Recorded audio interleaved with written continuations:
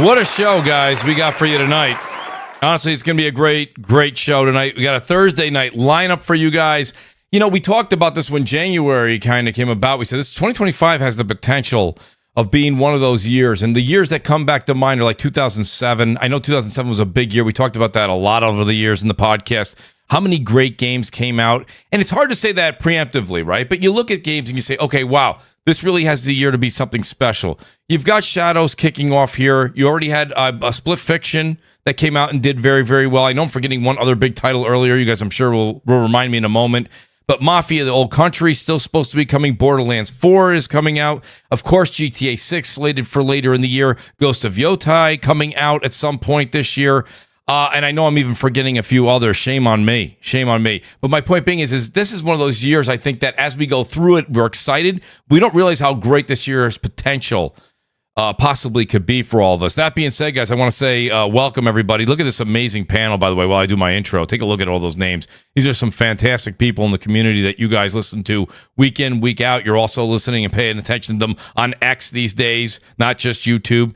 But if you look at that outstanding description right there, right above, it's the join button. I would appreciate it if you hit a few buttons, guys. Hit the join button, your name comes up in lights, and you get a green name tag with a couple of cool Mooch emotes. And, you know, we're going to have some more stuff. I'm working with the great Rich, by the way. I leave it as the great Rich. He is my outstanding art director, if you will. He's the one that's done so much work for me over the past few years. I can't say thank you enough to Rich. Me and Rich have been talking behind the scenes. Like I said, end of April, guys, we're going to be doing something big over on Twitch. I'll keep the intro short today, but please do hit that like button.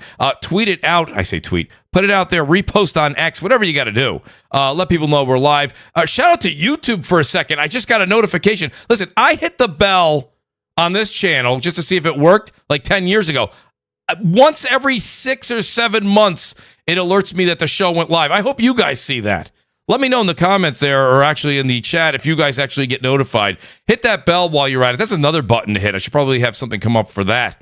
But nonetheless, we've got a great show for you guys. Very excited. Go over and check it out, by the way, also, twitch.tv. A lot of people have been joining over there, and we start end of April. That's when we start a dedicated streaming service over there. Schedule, everything's going to be beautiful. It's going to be fantastic. It's the same thing, Mooch TV everywhere. Guys, we got the one and only. Well, you guys know he doesn't even need an introduction. He goes first because it's just the way it is. The great Crap Gamer's back. Crap, what a week we've had, buddy. How you been? Hey, pretty good. Glad to be here doing the show, and a lot of cool stuff to talk about. That's always a good thing when these shows are coming up.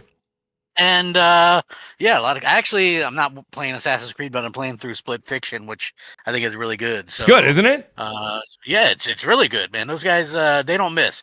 You know what I mean? Like everything they've done has been really fun, and not only that, but it's like they always just seem to do well. Because obviously, like, that's a genre that we don't see a whole lot of nowadays. You know what I mean? Like that kind of co-op, couch like co-op, really good like that. Yeah, it's like, I mean, you get it sometimes, but like not to the level that's polished and that kind of stuff. So yeah, like I've been enjoying that. It's a lot of fun, man. It's good time. Well, I appreciate you being here tonight, Crap. That being said, you got the great D Batch with us. D, been going back and forth with you for a while, not only for PC parts, but I'm looking to kind of get the stream set up and running. D's been helping me behind the scenes, so shout out to D Batch who's here tonight. D, I know we wanted to try and get you on last week, and you go, Mooch, I can't believe I missed it. It was Thursday. I didn't even know. You're like, I'm so busy. You guys don't realize it, but D's not only working a full-time job, then he comes home and he's making like 3-4 videos a night. I don't know how the hell he does it. Let's ask him while he's here. D, welcome to the show, buddy. How you doing tonight? Yeah, I'm good, man. Yeah, last week, I think Thursday is when I got my 5090, so I was just in La La Land, and I just completely like zoned out. I was doing stuff at the office, and it's just I got home. I was like, so my bad on that, but I'll try to make it up this week. It's been like a crazy time for me because we got a lot of new hardware out. Yep. So I've been benchmarking and reviewing the 9070 XT Asus Prime. I have a video up on that. I just received my 5090, so I was doing benchmarks on that. And then my outgoing 4090, I was doing benchmarks. And like I said earlier, I just received my 9950X 3D AMD Ryzen 9 CPU, and I'm gonna install that later. So yeah, man, I just had my hands full, and then in between making the videos and working, it's just been crazy. Been a lot of sleepless nights, man. D, I'm glad you kind of bring that up. We were talking about it behind the scenes. I tell the audience this all the time. I think some of the behind the scenes stuff is fun. There's a lot of work that goes into this. So, I mean, it's, you're working full time, then you come home, even just making a video without doing those benchmarks and things like that, getting the right camera angles, getting the actual product in there. If it's an unboxing, people thinking, listen, some people just do an unboxing where they shred the box and out comes the item. That's fine.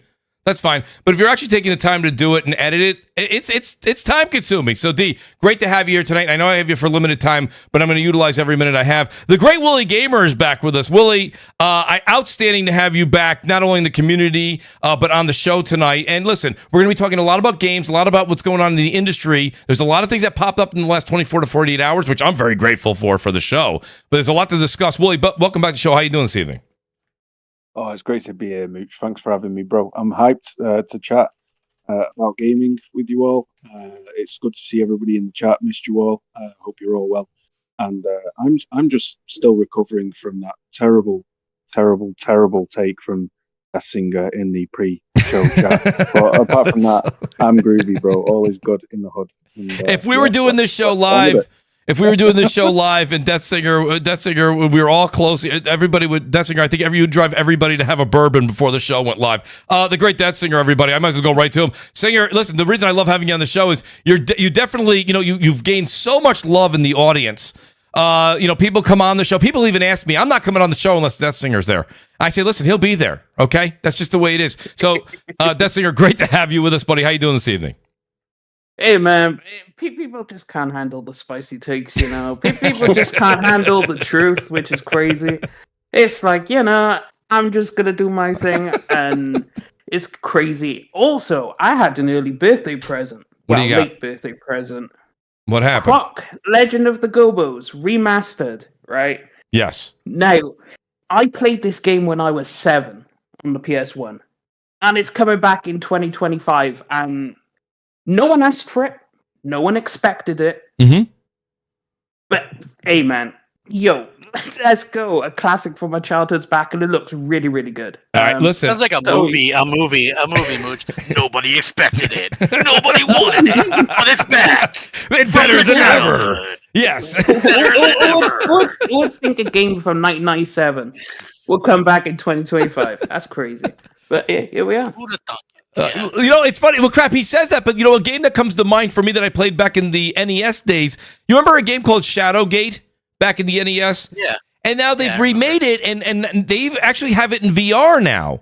And I kind of feel similar to what Death Singer's talking about here. I was like, maybe I'll pick this up. I probably won't.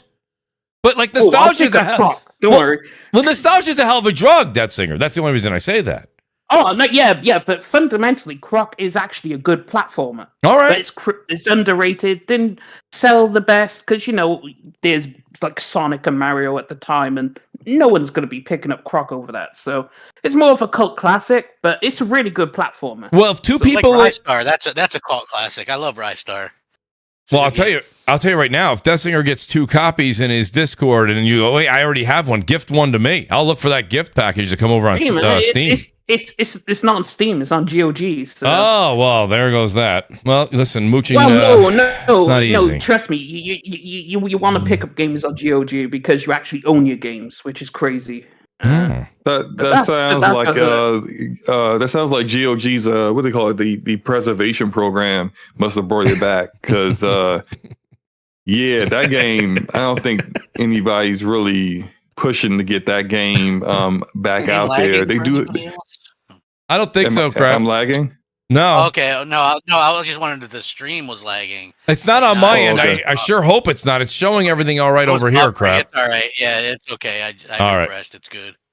Well, I might as well go to the great Slow-Mo. Slow-Mo, you're great to have you on the show as well. I know you're doing DPS tonight, which I appreciate. It's not easy to do back-to-back podcasts. We did that back in the day over and over again. It's very, very tiring. But Slow-Mo, thanks for being here tonight, buddy. How you doing? Doing pretty good, man. I wanted to echo what Crap was saying about Split Fiction. That game is fantastic. I did a section. I was playing with the Ash and Luca. Shout out to Luca. Shout out to Luca. She's doing well. Hey. And me and her were playing it, and there was this one section, like this sci-fi section with like these like Tron kind of bikes, and it was just It's just amazing. Like that game does stuff that like you really don't see in other games. And it's not They just the change up fact the that it's gameplay co-op. style a lot. You know, like each little Mhm. part is like something different, which I think is really cool. So yeah, like I'm enjoying the hell out of that game. Yeah, it's really it's good. going to be a game of the year contender. Like at the end of the year, when they do the nominees, like it's there. It's going Split Yeah. Fiction will be up there. I don't care what else comes out this year. You know, I'm not saying it's going to win, but it's definitely going to be in the conversation. Well, let me. Yeah, I mean their last game won. Right, It did. right. Like, So they're already solidified. Like Hazelight's they're kind of underrated. Like no one really talks about them, but they're pretty like, underrated. I know they probably wouldn't sell out, but I'm surprised because their games sell millions of copies. They win Game of the Year awards, and you know they're a good price point. You know, they aren't like, you know, $70 games or anything, and they're that good kind of like 12 to 16, 17 hour length to play them. You know what I mean? That's perfect. Yeah, it doesn't overstay his welcome. Yeah, it's not like bloated. Like there's so many games. Like that's the reason why I don't really do Assassin's Creed anymore, is because those games got so bloated. It's like, you know, I don't want to put 100 hours into a game. You know, I don't have Valhalla was insufferable, bro. Valhalla was so insufferable. Yeah, I mean, I like the premise. I'm like Vikings, Split, right? Cool. Yeah, but it put me into a Is that coma. what you guys talking about? snowy Split area? Fiction? Yeah, Split Fiction. Yeah, I just picked it up for my wife and I. So we're gonna play that. I'm excited to play it. I'm hearing great things about it. I will say, though, the new Assassin's Creed Shadows is fire. I'm sure it is. Everybody said that about Origins and no. This is Odyssey. I haven't liked an Assassin's Creed game since like Black Flags. Okay, but this game is fire. D, I'm not going to lie to you. I'm going to talk. I want to get in. We're going to get into that as soon as I want to introduce Kami real quick. Then we're going to get into that because I'll be honest with you. Crap knows my opinion on Assassin's Creed games, and I'll wait till the panel goes. I'll go last, but I will give my opinion on it. I've played less than probably everybody else, but I have played about 3 hours of it. The great Kami is with us, by the way. You guys know him as at Okami13_. Okay, everybody in the world subscribe to him. He's the new news guy. Kami, great to have you here. You got a copy earlier. I was talking to Kami maybe about a week ago, and I said, I got. Shout out to Ubisoft, by the way. I think we have to say this, right? The Ubisoft partner program or creator program, I'm in that. I got approved for it, but I got approved for it like a day or two before the game came out. Kami had it before, like 2 weeks before. So he got a chance to enjoy it, really digest it. So Kami, welcome to the show, buddy. I'm anxious to get into what will be your verbal review here on CrossFire. Yes. How's everyone doing? Happy to be back. It's been a little while. Yes, I'm excited to talk about Assassin's Creed Shadows today. Death Singer, I hear you on Croc. I remember playing Croc 2 on the old family computer back in the day. And I always thought those games were underrated. So, let's bring back Croc, man. Yeah, it's coming back April 2nd. Yes. Guys, super underrated games. Things you didn't think you were going to hear about on Crossfire tonight, but I appreciate that. So the great Brap is with us too. Basement Radio Arcade Podcast. Brap, welcome to the show, buddy. No sports tonight, which means you get to talk games. Yeah, no sports. Baseball started though, so I gotta figure out like my schedule here now, Mooch. It's crazy. You just roll into one season, or you finish one season, you roll into another. They don't give any parents any breaks. We got to talk to these people in the sporting. By the way, the gaming industry will be right behind you, Brap, because the gamers not big fans of sports. Okay, they don't. It's not usually a two-way street when it goes with that. So yeah, we'll get into that. But Kami, I'll go to you first here because I do have Kami for a limited period of time, and I just wanted to ask him. And guys, by the way, as Kami's going through his review here and giving a little bit of a tidbit, chime in, please. So I'll ask you, Kami, Assassin's Creed Shadows review. What did you think of it? I originally was coming from Assassin's Creed, and it just felt like it was rinse, repeat. Don't get me wrong. The worlds were beautiful. The maps were glorious. They were magnificent. They were huge in scale. But at the same time, are you talking about Shadows? I'm talking about previous games. But I felt like it was lacking. I do think the combat and what they're doing here with the skill trees might be a big move in the right direction. But Kami, I want to hear what you think overall. What was your overall take? And then I want to get to the rest of the panel. Yeah, so I've put in about 30 hours so far. Like you said, I got it a little bit early. I have still not rolled credits on it. I've been trying to take my time, do as much side content as possible. I think the gameplay is really good, honestly. Especially the stealth. I think this is the best stealth has been in Assassin's Creed in quite some time, especially after Valhalla, where I feel like they really dialed the stealth back. This is more so in the more traditional Assassin's Creed direction. It's still not quite as good as those older games, I think, but it's more so in that direction. So I really like the stealth gameplay. Yasuke, it's tough because I really, really wanted to like Yasuke. Like, I really did. He's great at combat, but that's about it. Like, anything else besides combat, Naoe is just, who's the girl, she's just far better than Yasuke at pretty much everything. But the biggest deal breaker for me for Yasuke is the fact that you can't even get to the majority of the Ubisoft towers, or they're called the synchronization points, right? In Assassin's Creed. Yep. Yasuke physically is unable to get to them because you need a grapple hook. Like, Assassin's Creed, one of the most iconic things in the series is those synchronization points. So I just feel like a playable protagonist in an Assassin's Creed game should be able to get to those sync points. Yeah, very bizarre design decision. Yeah, so, you know, for that reason and, you know, some other stuff, I spent the majority of my time as Naoe. Combat, honestly, you know, I've never thought Assassin's Creed combat was the greatest. It's decent. It's nothing to write home about. I think Yasuke is a lot more powerful. He hits a lot harder. Naoe is quicker, obviously. But, you know, combat is kind of eh. And then the story as well. The story has its moments, but I think the way they structured it and the way that they present it is just kind of hard to follow, especially early on. There's a lot of flashbacks. There's a lot of flash forwards. You got 2 different protagonists you got to worry about, and they each have their own different cast of characters. So it's a little bit hard to follow. I will say that Yasuke as a character, I think actually has some of the best story moments in the game. But just the gameplay is not. I think really if they just gave him the grapple hook, that would solve a lot of issues with him. But I'll let. But you don't get to play as Yasuke until I heard almost 20. This is something I read. Almost 20 hours into the game. Is that true? Yeah. You don't unlock it. So the game is broken up into acts. You have Act 1, Act 2, Act 3. You don't get Yasuke fully unlocked until the end of Act 1, which is about 10 to 12 hours into the game. Okay. You play him for like 15, 20 minutes at the very beginning, and then it's just Naoe for the next like 10 hours.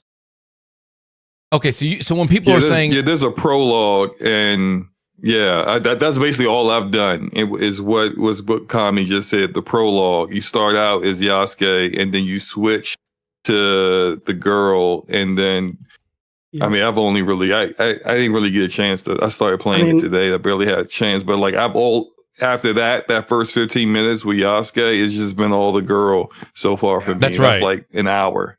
Yeah. Same here. Yeah, and then it's all the girl for the next like 10 hours. I thought I was doing something wrong. I was like waiting to get to him. Okay, so I'll say this then, and D, you've played a little bit of it. I'm not sure if I believe D, you got a chance to play a little bit. I know you said you picked it up, but my whole thing was I feel the combat is something we need to discuss because I think this is where the combat takes a step forward. I know that Slomo, I think you said you were a fan of this. I'm kind of putting words in your mouth, and I don't mean to, but I'm a big fan of Ghost of Tsushima. And listen, am I comparing it apples for apples? Absolutely not. But I feel like they tried to take a page out of that game. Yeah. And I feel right. I can see that. D, do you feel the same way? Yeah. Like I feel like that is one thing I thought was invigorating. That was exciting because listen, Assassin's Creed combat before this, it wasn't enthralling for me personally. No, I was bored. I've been bored with those games. Yep. This one, from when I first saw the potential for the combat with what they showed in the previews, I was kind of sold on the game. And now after playing the game, it's very, very satisfying, the combat. So I don't know, maybe people that like some of the other combat in the Assassin's Creed games might not like this, but for me, playing a lot of action adventure games, I'm sorry, man, the combat is spot on for me. I like using both of them. Now, like everyone else, I only got to use them for like 15 minutes in the beginning. He's very overpowered. It was ridiculous in the beginning. The climbing is gonna. I guess the climbing is gonna be an issue because I hear he can't really climb, so that might be an issue later on in the game. But you can switch between them, I'm sure, at the point when you get to him, anyways. So no game is perfect, but personally, I think this is the right step for Assassin's Creed. Seeing how I've skipped like so many of the last games, and I'm really enjoying this game, I gotta say it's an improvement, and I'm enjoying it. I like the story beats so far. The opening is freaking fire. Yes, it is. I'm invested, man. I like it. I look at it, from the gameplay as well, obviously, but I'm looking at it from a graphical standpoint, and like the materials they're using, the ray tracing, the level of ray tracing. Like, I'm playing it on a 5090, mind you, but it looks fantastic, man. I think this is the best looking Assassin's Creed game ever made, hands down. Like, argue with your mother. And I just really enjoyed this game. So, may I ask, who else is playing this? Brap, and are you playing it, Death Singer? No, because I've finished Kingdom Come Deliverance 2, so now I gotta move on to Monster Hunter Wilds. That's how far behind I am. So AC Shadows is down the road. Probably by the time I get to it, it'll be on sale anyway, because Assassin's Creed games go on sale real fucking quick. Yes, they do. All the time.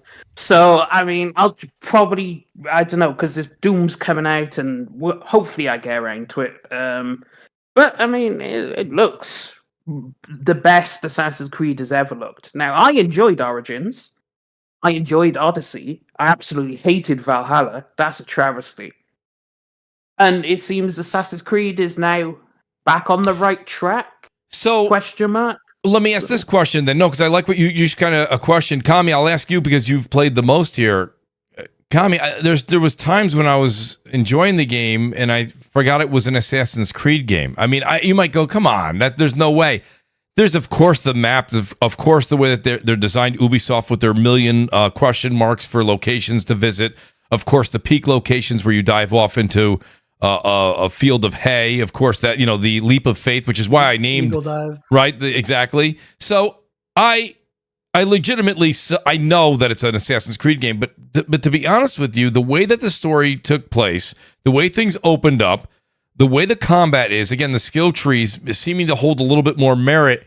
I was enjoying it because it didn't feel like an Assassin's Creed game for me. Listen, I'm 3 hours in. You may say, listen, keep your opinion because you're going to change your mind when you get to 10 hours. That's fine. But does this get back to, Kami, and it's no spoilers, guys, does this get back to traditional rinse repeat as you get further down the line? Because Slow-Mo and myself, D-Batch, very, very early on, so we can't really answer this, but does it get back to the rinse repeat where Valhalla and Odyssey, and again, I'm not saying that people enjoyed those games, shouldn't enjoy them, but they got mundane and they got mundane quick. How does this one hold up after the 20-hour mark? One thing I will agree with is that I do think this is a step in the right direction after Valhalla. Personally, my favorite out of the recent trilogy was Odyssey. And this is probably the most like Odyssey to me. As you get on later into the game, that open world content, it is a Ubisoft game at the end of the day. And they have tried to like limit that stuff. There's not as many map icons everywhere. A lot of stuff you have to actually physically go to actually see what's even over there. Mm-hmm. Like in Valhalla, when you would go climb the tower, it would reveal everything on the map for you. And that's not how it works in Shadows at all. Once you get to the tower, you have to manually zoom in and look around and tag everything.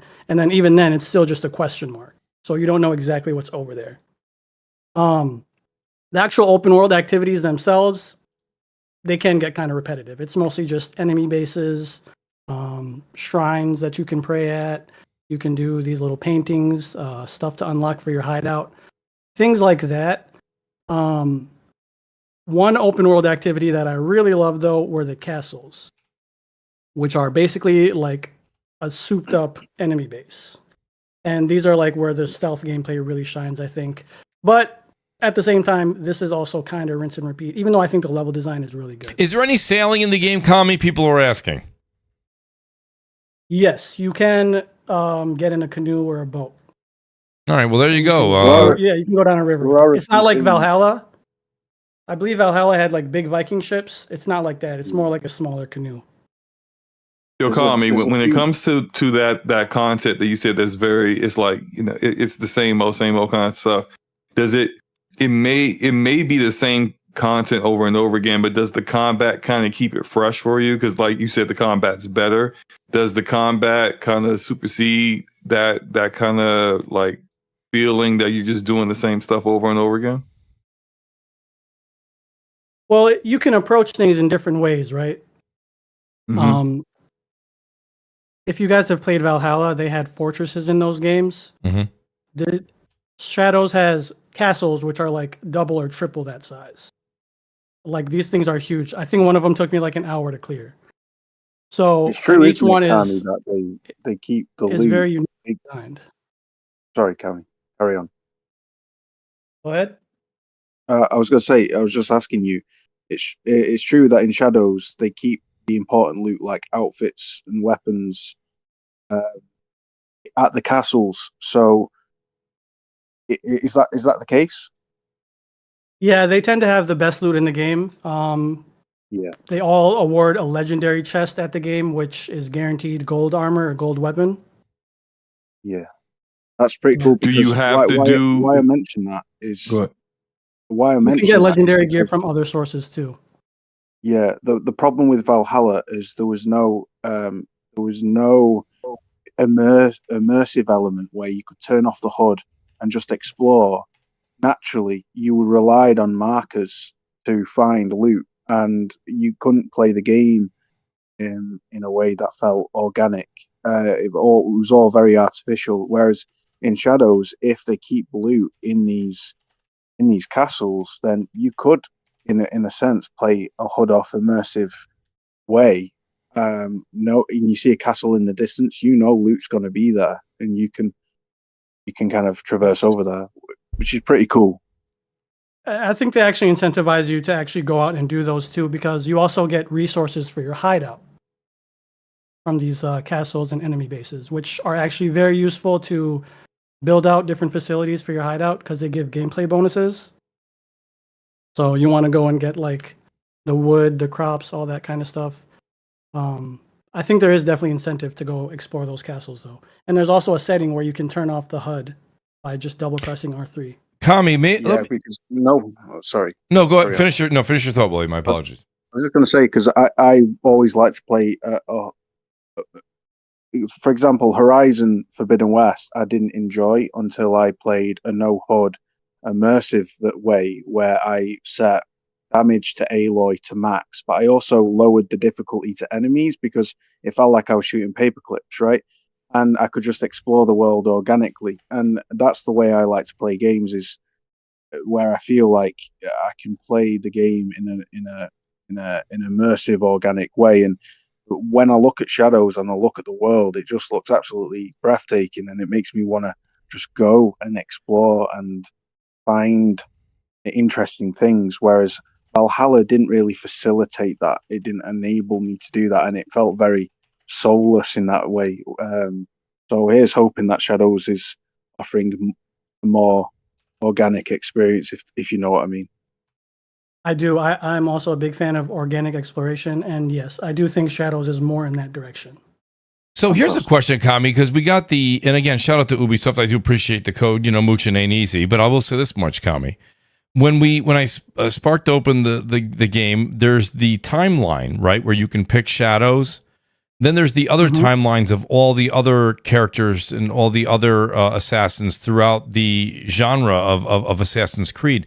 I did not click on any of those. What does that run you through that Ubisoft gave us? Did you try any of those others on the timeline when you can click on the other? I don't know if it goes as far back as Ezio, but you know what I'm trying to say. You mean the Animus, basically the main menu? Yeah, the very main menu there. But is that just a part of the game in general? Bro. Ezio. I'm sorry, Ezio. I just watched I just watched the Italian Barber episode of Seinfeld. I'm sorry. That was Ezio. I'm sorry, my fault. Crap, my bad. For people. Come on. It is. Hey, it wasn't. I didn't call him Smith. Hey, we finally get a game where we're not mobsters, and it's his name, Ezio. I gave him the Italian barber's name. All right.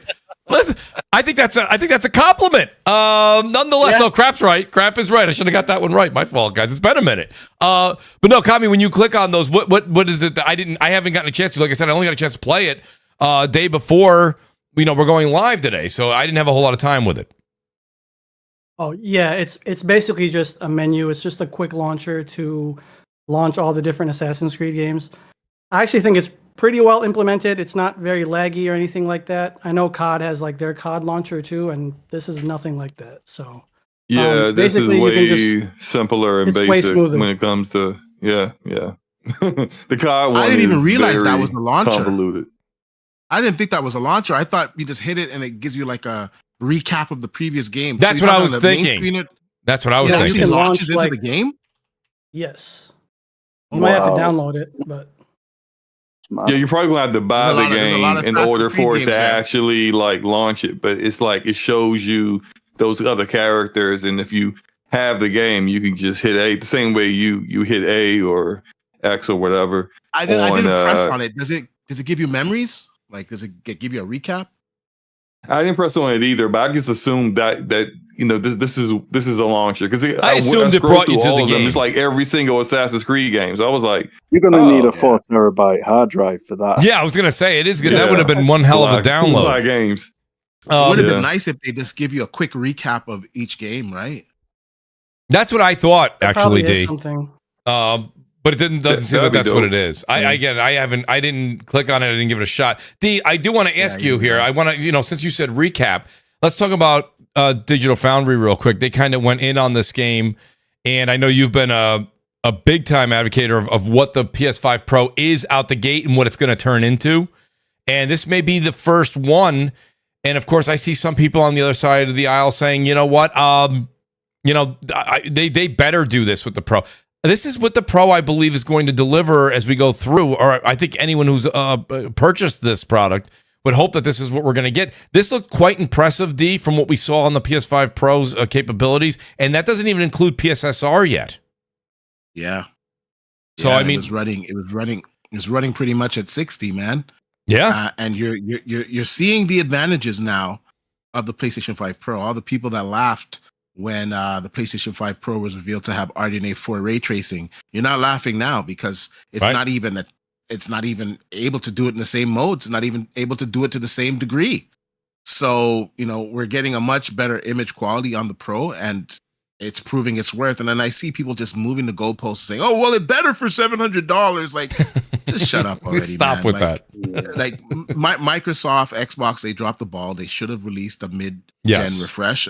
Apparently they're going to release a console soon, before 2 years, next year. I'm hearing end of the year, and I think it's going to flop anyways. I think the messaging is kind of lost over there. Yeah. But back to the PlayStation 5 Pro, this is the best place to play your console game. So if you're a console gamer, you're not going to get better versions on the console than on the PlayStation 5 Pro. If you want the better versions of the game, you can play them on PC. And I don't care how much gamers want to disguise Xbox as a PC. PC is PC. So console, this is just the beginning. What happens when Forza Horizon 5 comes out and we see how much better it is in the Series X? What happens when Grand Theft Auto comes out and say it has ray tracing? I'm going to assume it has ray tracing because they just updated the old version. So it has ray tracing, and the ray tracing is available in the higher mode on the PlayStation 5 Pro. It's not available on the base console. If GTA 6 has a 60 FPS mode that is only available on the PlayStation 5 Pro, people are going to lose their heads. So this is just the beginning. PSSR is not even added into it yet. Right. And this is not the same PSSR that we got at the launch of the PlayStation 5 Pro. It's been improved over time. The last one that I noticed a noticeable upgrade on the performance and the quality of the image was Space Marines 2. That had a different version of PSSR, and it was like the perfect implementation. We're hearing from Sony that, they work together with AMD to create FSR 4, which is insanity. People are losing. They can't even accept it. They're just in full denial mode, but it's hilarious to see. And now we're seeing that FSR 4 is going to make its way back into the PlayStation 5 Pro. And you got these asshats saying, "Oh, they're abandoning PSSR," not realizing that PSSR, their models, is what helped create FSR4 with their work with AMD, and now they're taking that work that they did for AMD on their hardware and putting it back into the PlayStation 5. It all is organic. It all came and started from the same place. So that's just ridiculous. So over time, it's going to get better. We're like 3 months into the PlayStation 5 Pro. Yeah. And we're already getting these newer updates. We're already getting great implementations of games. We're getting reports that FSR4 is going to come into the console next year. Like, I don't know, man. It's over. I feel kind of bad. I know I'm kind of ranting here, but I have so much to say because I see so much people dealing with cope and denial online. Like, it's over, man. Like, it's over. Either you get a PlayStation or you kind of just go to PC. I just don't see a future for Xbox going forward, but anyways, it looks better on the Pro. No, it does kind of seem that way, Dean. I know a lot of people have their libraries with Xbox, which is why they'll probably hold on to at least this generation's for quite some time longer. But Brap, I go to Brap here. Brap, listen, me and you spoke maybe a couple weeks ago, and last I had heard you hadn't picked up the Pro. You said it may be on the horizon. But Brap, listen, one of the things that even Slow-Mo backed me up here, because Slow-Mo being a panel member of Brap, he knows this more than anybody. Brap, you can get FOMO. Are you getting a bit of FOMO here with Digital Foundry saying we're not even instituting PSSR yet, and this is just the raw hardware putting out what I see is a very noticeable difference when you look at base PS5 versus Pro?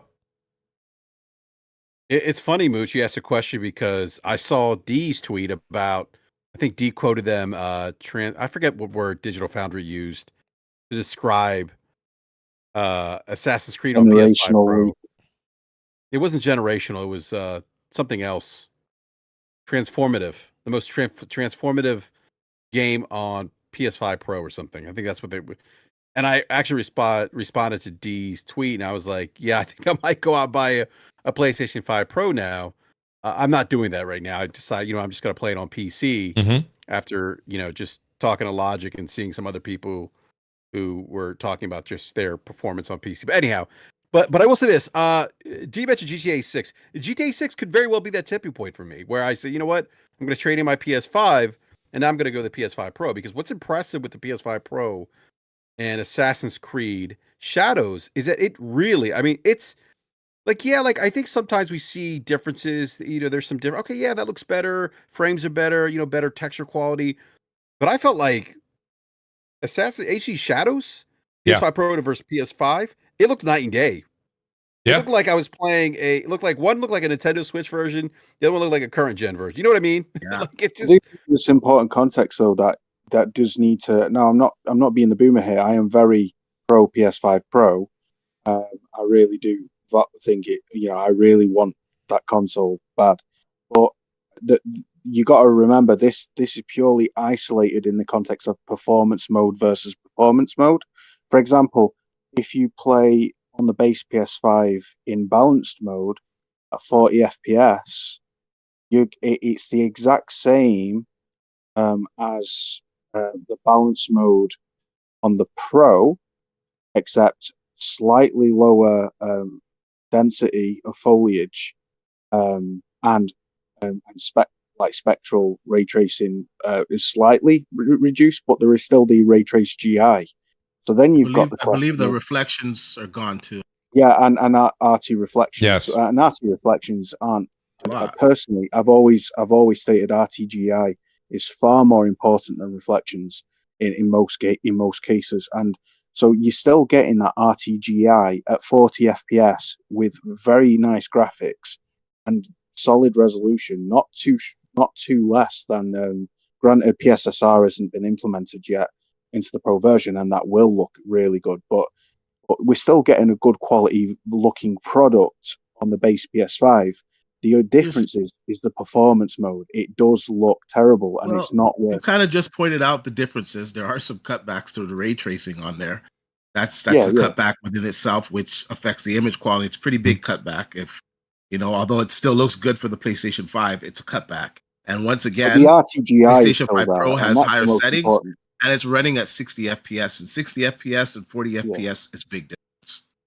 Facts on the technical level, it is huge. I'm just saying, like you're still not going to get an ugly, terrible version on the base PS5 if you choose to play if you have 120 hertz. I agree. I do agree with you there, Wooly. When I watch I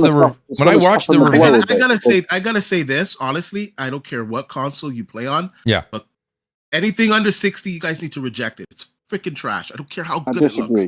Anything under 60. All right, so that's a good way. So D, let me ask you a question. Because I heard what Willie said. D, real quick, I'm kind of new to this whole 40 FPS thing. I'm currently playing on balanced.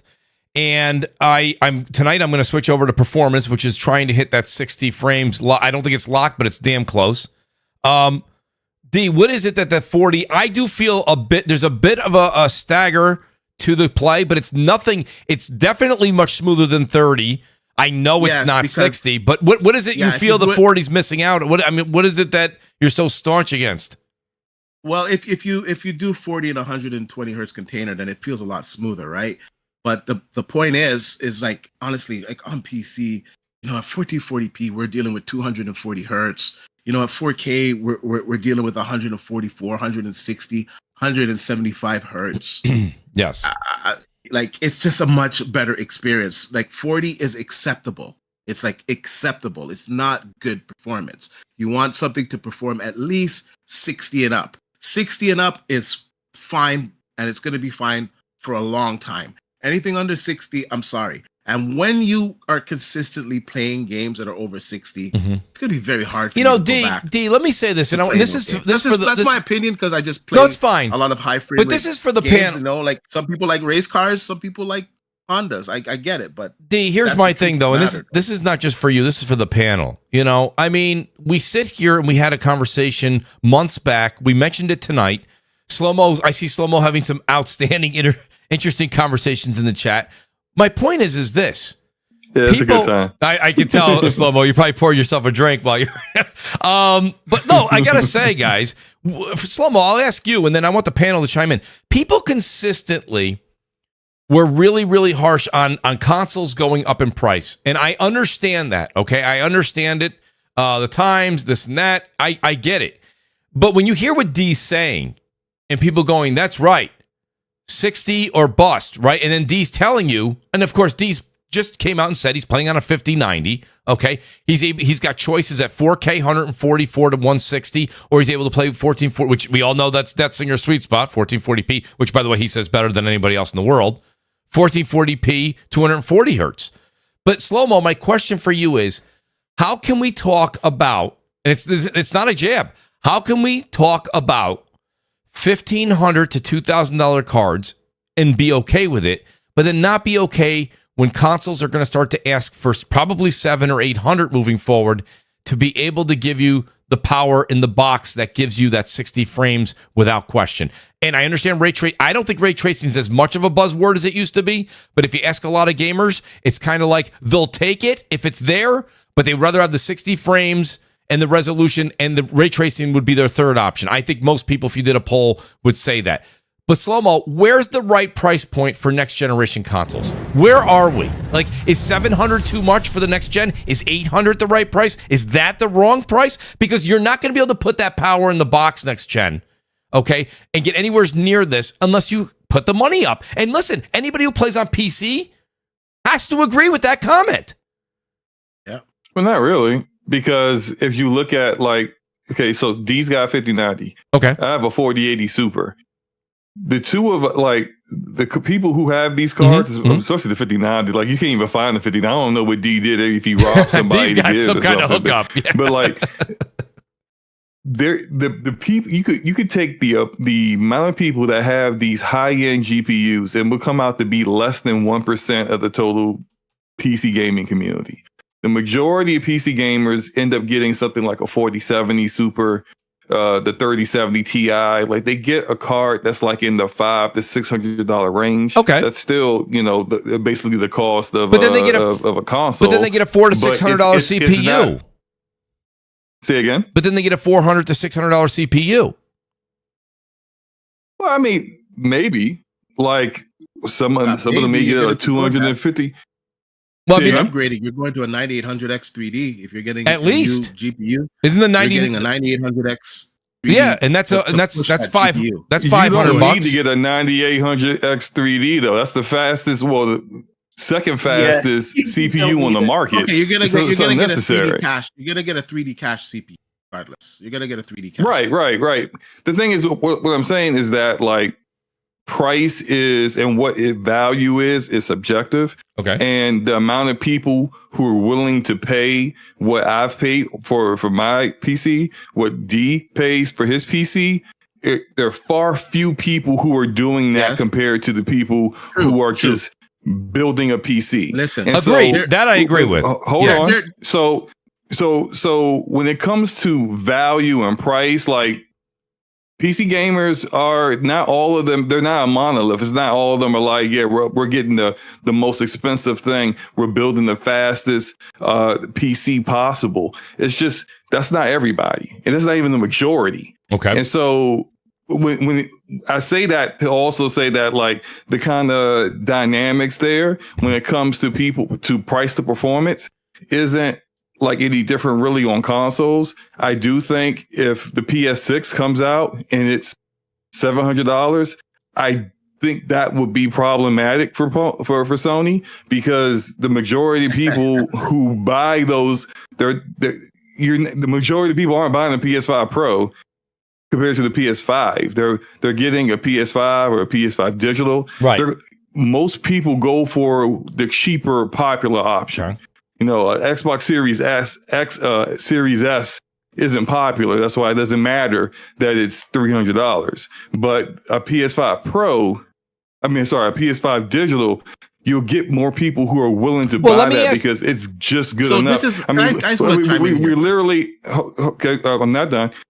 Half of the current community of PlayStation and Xbox is still on last gen.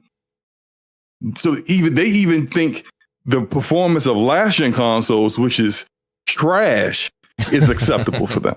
So it's just like when we're talking about price, and I don't think Sony is willing to do that with a PS6.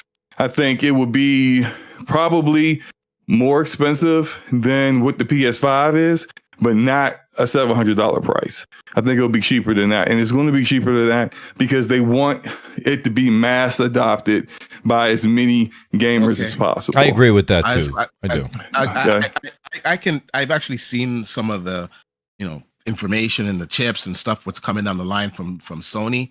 I'm going to have to disagree with that. They're going to have two waves, but their wave is going to be different, just like Microsoft's. And first, I want to touch on the PC stuff. Yeah. You got tiers to PCs, right? So I'm at the 4K tier where I want the best performance. So that's the 5090, maybe a 5080 Super or 5080. 1440p is pretty much the tier down, and you have a variety of cards that you can go through to get good performance for a reasonable price. And 1440p to me is the sweet spot for PC gamers. If you're sitting in front of a monitor, I don't think you need to go 4K. I think it's pointless, really. Sure, it's a little bit more dense, but you really don't need it. It's not a huge improvement at 1440p from that distance. And then you got your 1080p gamers that game at 1080p and they get cheaper hardware.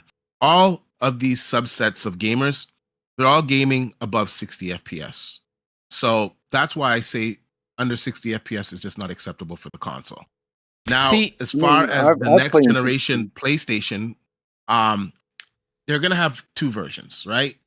They're going to have the console, and the console is going to be either $700 or $800 for the tech that's going to be in it. And people will pay for that tech because it's going to be very performant. You see that AMD now has caught up. Their machine learning AI is very good.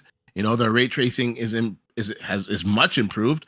And the next generation, because that's going to be UDNA in that PlayStation 6, it's going to be even better. So the performance is going to be there. They're going to cut these PlayStation 4 owners off. I'm pretty sure at the end of this year, they're going to cut that off. And they're going to rely on these consoles. And then that will be their flow over these consoles and the new consoles. Now, the lower price for the PlayStation is going to come in the form of a handheld. They're going to have a handheld that launches with the PlayStation 6. And that handheld is going to have lower performance, obviously, but it's still going to have very good performance. And you're going to be able to hook it up to a television, hook in your controllers. It's going to have a dock and everything.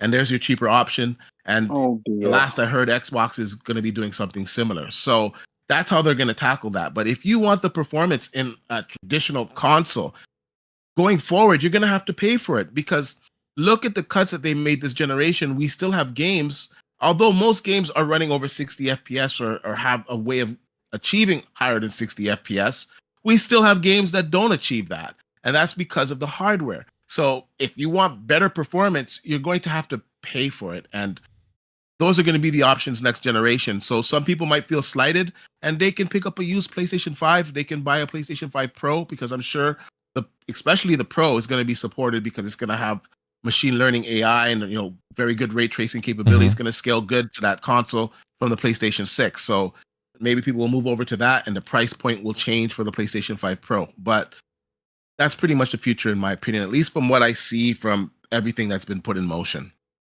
It's funny, though. The one thing I got to say, and Wooly, I think you'll agree with me here. I think the only thing that you'll get pushback on from console gamers, D, with what you said, and Slow-Mo, you had mentioned the 3 variations of 1080p, 1440p, as well as 4K. And yes, I will agree that 1440p, I still think no matter what card you have, is probably the sweet spot, right? To go ahead and put that power and performance into those frames. But it's funny when a lot of times PC gamers will say, you said it yourself, D, a second ago. You're like, well, there's 1080p gamers, but they're still playing at well over 60 frames. I mean, the frames is definitely a big deal. I'm not gonna slight that at all. But a lot of console gamers will say, I'll be damned, I just paid $5,000 for this amazing television, and I'll be damned if I'm going to play at 1080p, regardless of the. So what I find is it's okay to reduce specs if that's how you are on the PC side, because that's just how I like to play. But I know a lot of people that'll play happily on a console at 40 frames, right? And play with moderate ray tracing and great resolution, and they're fine with that. But a lot of PC gamers go, posh, that's not acceptable. So it's like there can be a scaling effect on the PC side, and PC folks are like, that's okay, it's 60 frames. You can be playing at 720p. I don't care. But console gamers playing at 40 frames seem to get, slapped around a bit. So, I mean, do you see where I'm coming from with that, D? Seems a little... Yeah, I do, but it is what it is. It's unacceptable. That was the greatest. I'm sorry, it's just not acceptable. I don't care what resolution it's at. It's unacceptable. I gotta disagree. I agree with some of the things that you've said. Not that my opinion matters, but the point is that, I think, first of all, that if you immediately set 60 frames per second as the absolute minimum benchmark that all devs have to aspire to, that restricts creative freedom. And that is not something that some devs What creative freedom? No game is developed with 30 FPS in mind, because they all play on PC. So some games are. That's just not true. Some games are developed with. So you can do your cutscenes at 30 FPS, not your actual gameplay. Right. Okay. All right. Well, we'll agree to disagree. But there are some games that may be pushing the envelope in certain areas where the dev wishes to have it pushed, that it can't be facilitated at 60 FPS. Look at Assassin's Creed on a PS5, base PS5. You really want to play Assassin's Creed on a base PS5 at 60 FPS, where all of that lighting is gone, all of that GI is gone? Hell no. Yes, but I would much rather play that game at 40 FPS. And still get all of that, and still get all of that gorgeous ray trace global illumination. My point is, believe it or not, D, your eyes do adjust. Your eyes would adjust. You would become accustomed to and comfortable with 40 FPS after 10 minutes of play. If you're constantly switching back and forth, your eyes will adjust, not mine. No, I disagree. I play at 60 FPS. No, listen, all the time. I play all the consoles. I have the Xbox, I have the regular PlayStation 5, I have the PlayStation 5 Pro. There's some games, yes, that are 40 FPS. And trust me, my friend, I noticed the difference. I noticed it so bad that I got to turn the game mode on my TV to get that interpolation to give it that smoother effect. Hey, okay? D, let me I noticed it. Let me interject real quick. Hold on. Let me interject real quick. Next consoles, they should be built right from day one. Well, I agree with that. Don't have any issues with the CPU, where that's never going to be an issue. That if the developer went 30 FPS, that's really truly on him. It's not because of the hardware. And the games that are stuck at 30, 40 FPS, it's specifically because of the CPU. It's not even the GPU. It's just the CPU. So that's something that needs to be addressed next generation. And there's a price tag to that. D, hold on a second. And Willie, give me a second here. I do want to shout out to Kami. Kami, I don't know how much longer I have you, though. I do appreciate the review you have. But Kami, the one thing that I think a lot of people in the audience follow you. A lot of people follow you. Kami, first of all, I don't know. I know you have a PS5 Pro because I know you. I don't know if you have a PC, Kami. Are you also playing on PC occasionally or no? Yeah, I would actually say I'm primarily a PC gamer. Okay. That's probably where I play like 90% of my games. So where are you on this debate? I mean, and again, it's a healthy one. Where are you on this? Are you literally saying, do you see D's point or do you see the point of, because I mean, you did just play, regardless of, I would assume you asked for the Pro version. I don't know, maybe you asked for the Steam version. I'm not sure. But I mean, you played on the Pro. I think you mentioned that in your review on X. Do you think that, did you played on performance balance mode? Where did you play? I played it on performance mode on the PS5 Pro. I was really impressed with the PS5 Pro version. I didn't really have the base PS5 version to compare to, but I did get to see some PC footage next to the PS5 Pro. And obviously the PC version was a little bit better. It was, the best visuals, but it was close enough in my opinion. And I was actually impressed while I was playing it as well. The lighting looks really good with that ray tracing. So I really liked the PS5 Pro version. I have never been anti-PS5 Pro. I've never been against the PS5 Pro. If you want it, go for it. The only thing that I've simply pointed out is that at $700 for the PS5 Pro, and then the disk drive on top of that, and then you got sales tax. My first PC build was like $1,100. Okay. Guess how much it cost me to play online after that? Online, nothing. Yeah. Guess how much I saved on my games after that? A lot. So the only thing that I've pointed out is that, yes, the PS5 Pro is cheaper up front, but in the long run, I think it starts to add up when you factor in PlayStation Plus and then the cost of the games. It's closer than people make it out to be. And, one thing that drives me crazy is when people say you got to spend $2,000 for a gaming PC. That's like, I think like Slow-Mo said, that's like 1% of PC gamers that are spending that much. So you definitely don't need to spend anywhere near that much for a good gaming PC. And I'm glad you kind of pointed that out, but I as someone that builds PCs daily, how much do you think you need to build a good PC today? Obviously not a 5090 or 4090, but you can get a good 5090 PC for alone is $2,000, so that's not a PC. Yeah, I know. build. I have a 4070 Ti, which is like 500, 600, right? So for a mid-range build like that, you can get one for probably 11, 12, 1300-ish. Which is double the price of the Pro, right? It's double the price. Double the price of the Pro. 1100. I hear your arguments, but I'll say this. Well, no, he's saying if you went up to 1400, you were going 13, 14. It depends. If you're 1100, absolutely not. I will say the other thing though, and Kami, you know this. Disk drive too. Kami, you're ears to the ground. You're always on X. Like the one thing about it though is a lot of people always say you have to pay for PS Plus. Now it depends on the gamer that you are. If you don't care about the giveaway games, right, and you're playing Fortnite, Warzone, Apex, if you're playing Rainbow Six Siege. You don't need Plus for that. Those are free to play online. So a lot of times, especially if you're playing a single player games and that's what you like, I know a lot of people that are diehard PlayStation guys. They don't have Plus. They don't need it. They claim they don't need it. I have it. I just think that's because I've been paying for it forever. So it feels that way. Same with Xbox Live. I'm still paying. How do they deal with cloud saves then? Because if you don't have PS Plus, you can't. Like if you uninstall your game, you lose. Well, you don't have. You could do that with PS4. You can't do that with PS5 now. Can't you save that? You can't. You can't save that locally or on a hard drive. I don't think so. I think that. On a USB. No, because I just had to do it when I transferred to the PS5 Pro. Yeah. Yeah. Okay. Never mind.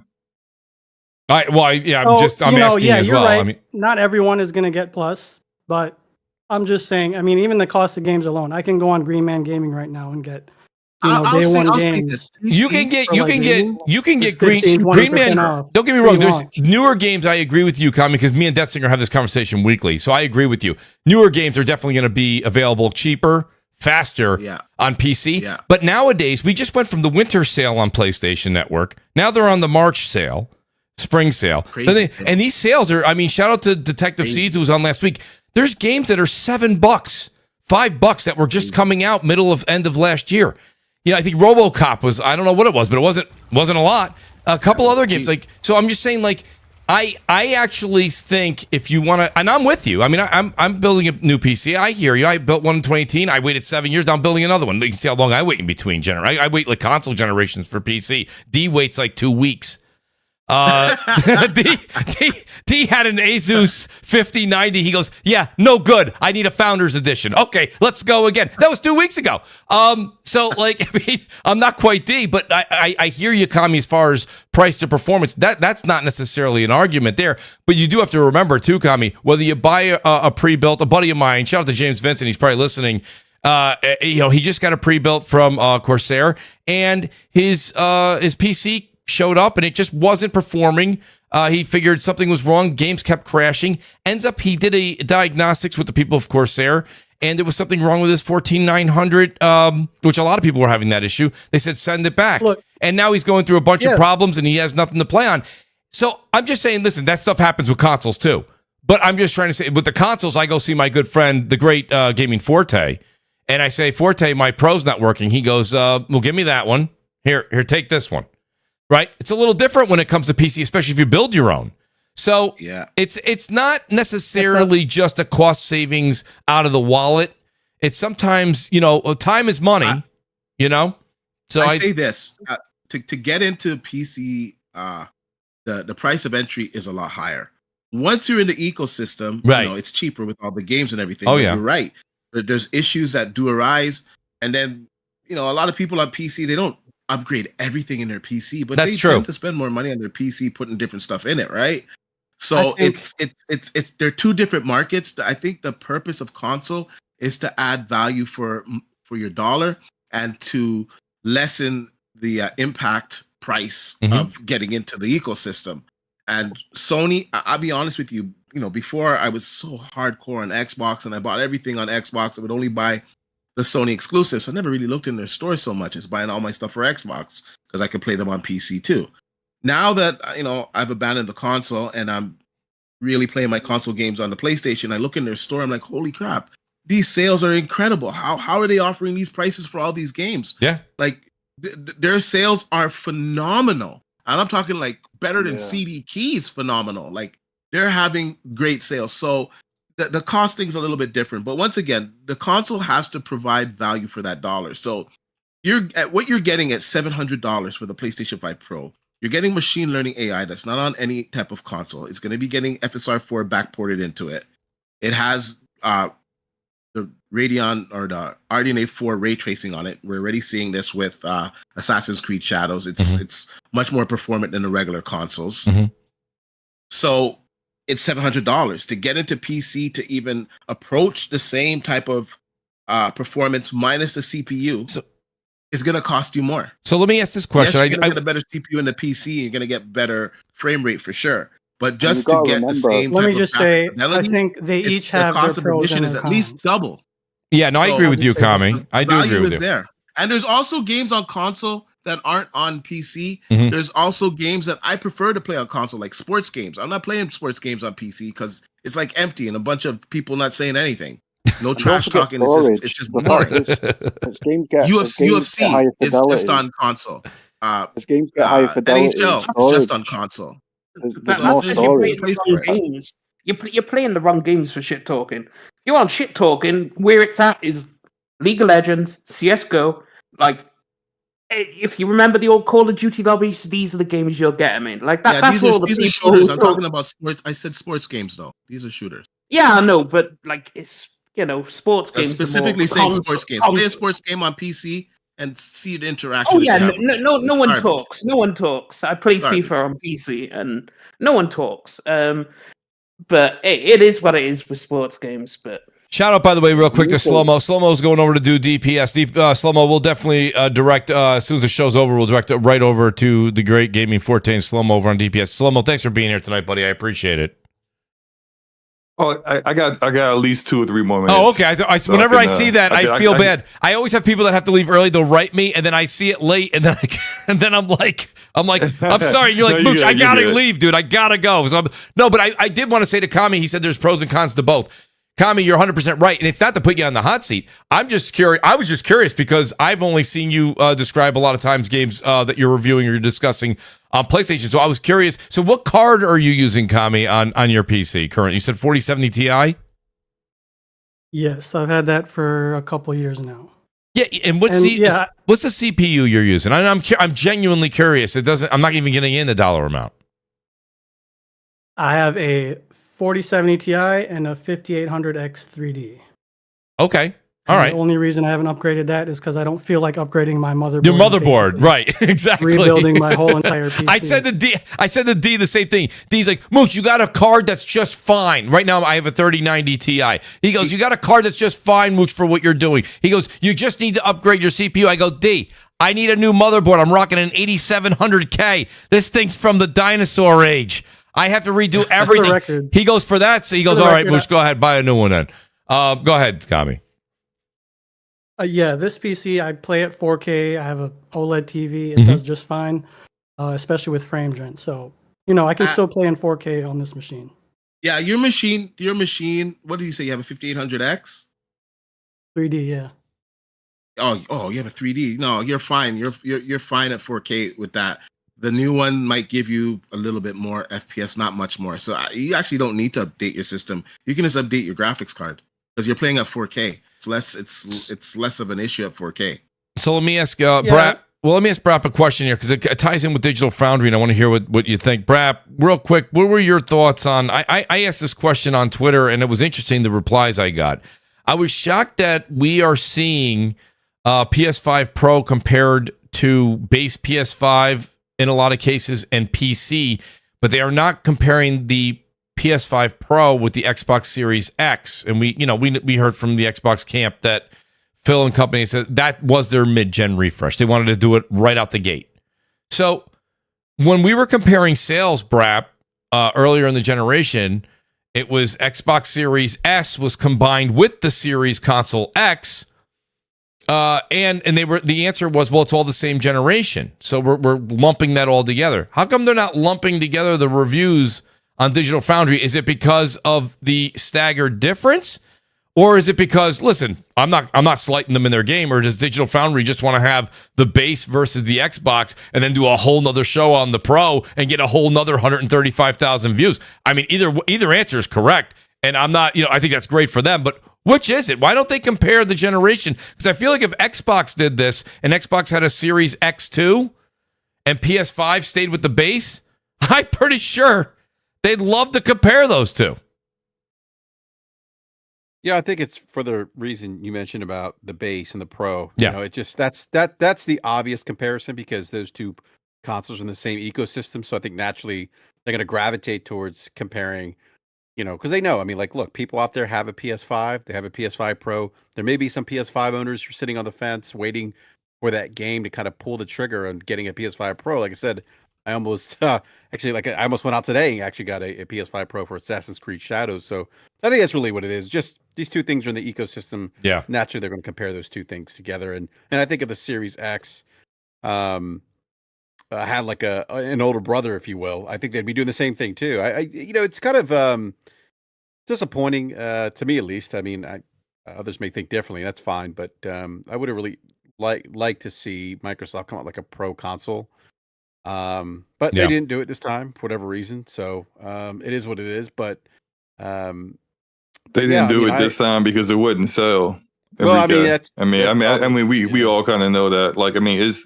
It's when you go multiple years with double-digit negative year-over-year growth when it comes to hardware sales, you start asking yourself questions honestly right now they don't really produce a lot of Xbox Series consoles right now, so it's hard to find them out in the wild at retailers, not because it's selling out, but because they don't make a lot of them.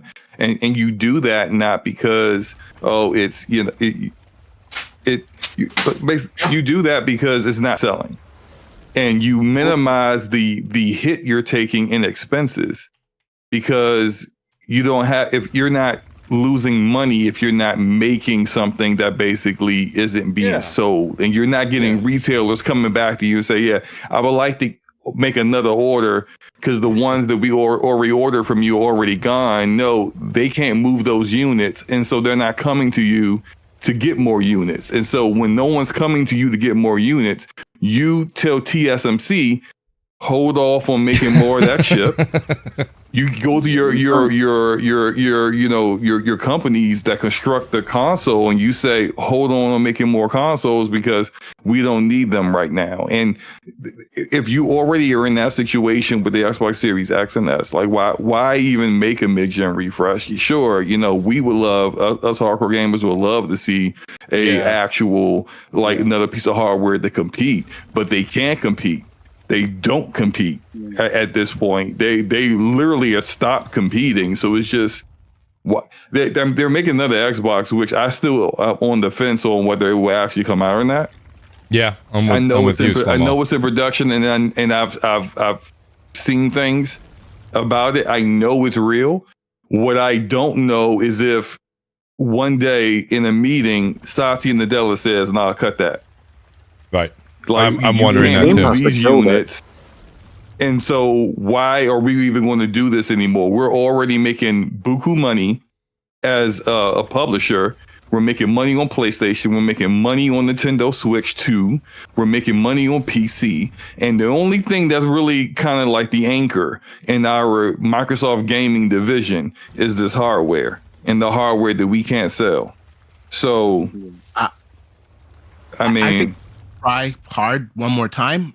I'm confident this console is going to come out because they need to scrap the current Game Pass model if that's to happen. Like you can't. They're going to what? Sorry, what did you say? They've got to scrap the current Game Pass model for that to happen. You can't. No, they don't. Can't produce. You can't. The reason why there was no. They already scrapped the model. They're putting the games everywhere. So exactly. The reason that it's Game Pass is to blame for the lack of mid-gen refresh is because they spent all their resources and an extortionate amount of money, forgot to lock the content that they bought behind Game Pass to make Game Pass essential.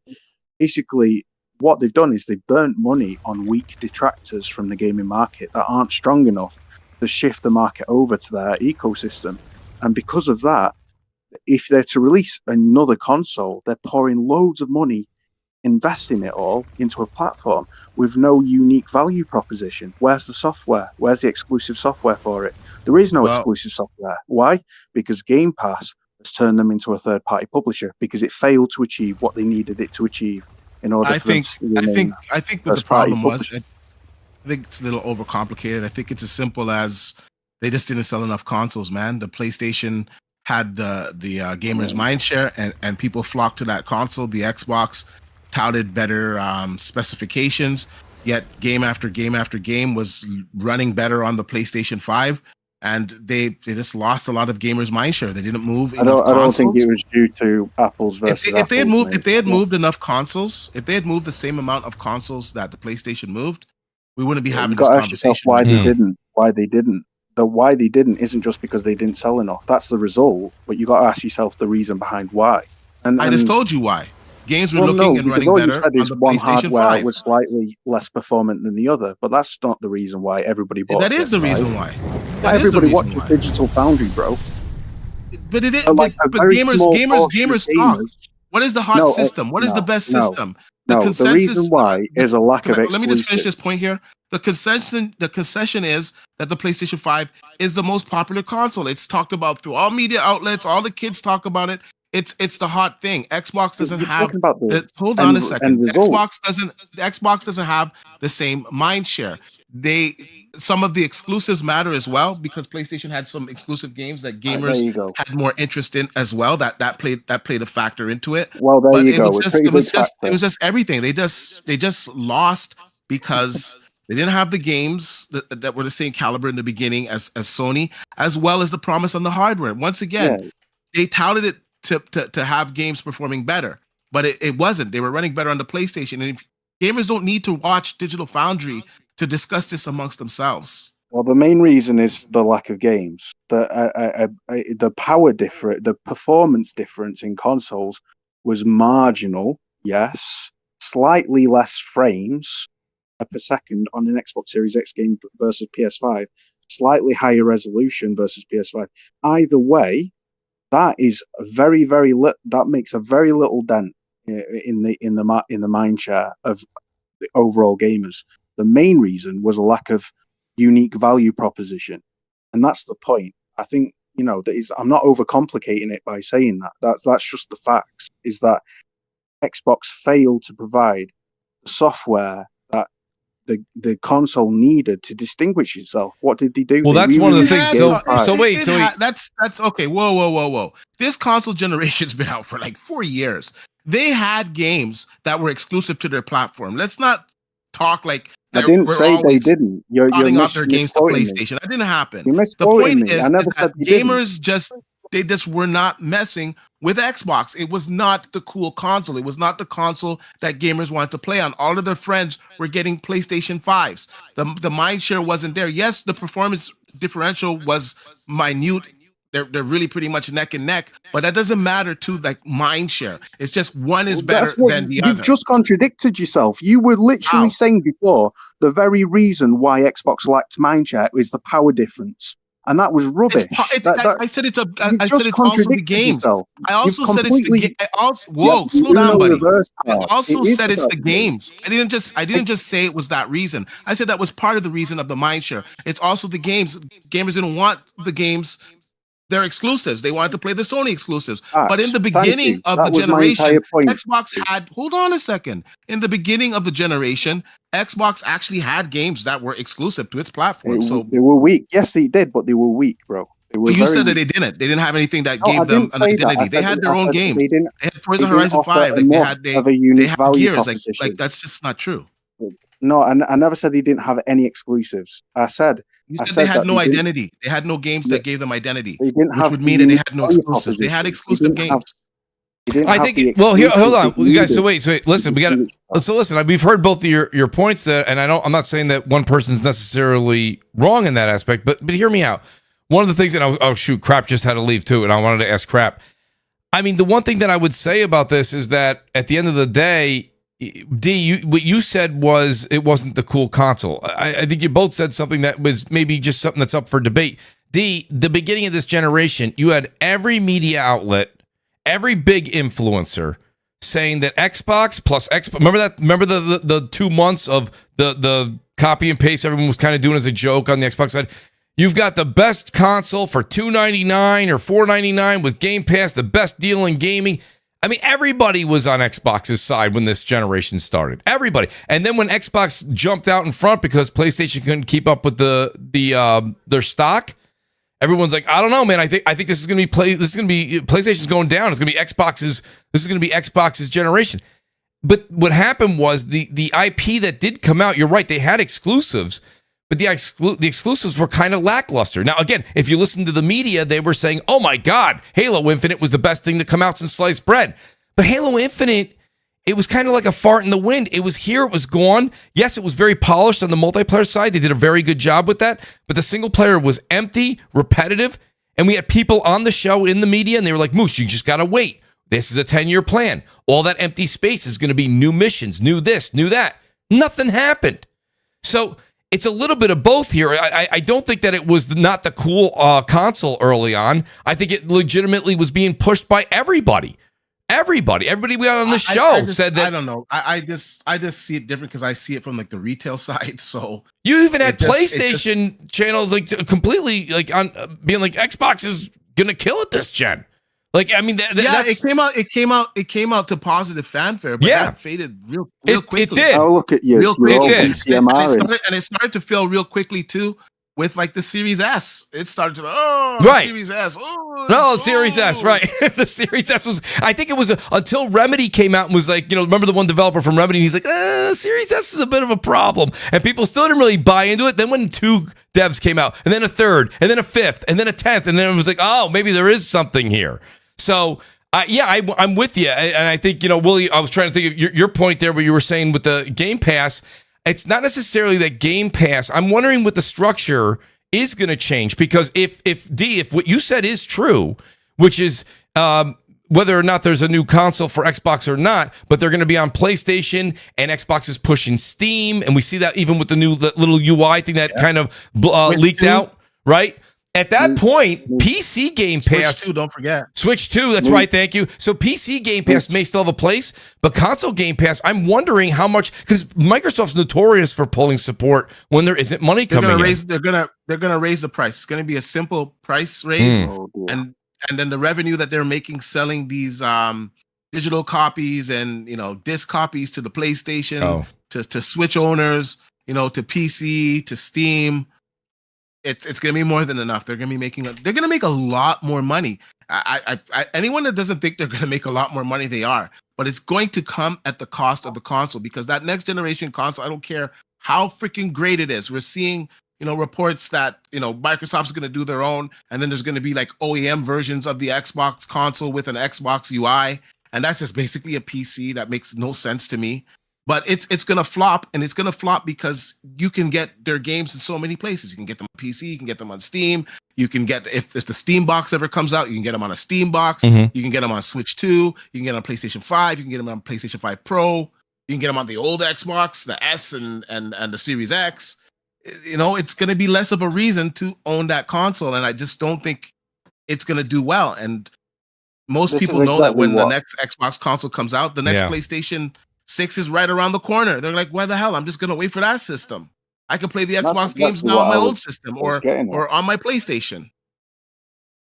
Yeah, no, I go ahead. That's exactly what I was getting at, is that Microsoft, they didn't commit, and instead they detracted from their own investments. For what they were pouring money into, they were supporting and facilitating detractors away from that, and they were therefore burning cash. You can't pour crazy amount of money into literally a money burner that Game Pass is to establish it, whilst putting games day one on Steam and other consoles and expecting Game Pass to grow, because you literally, the only unique value proposition of that service is rental as opposed to buying, and you don't even get to choose what games you rent.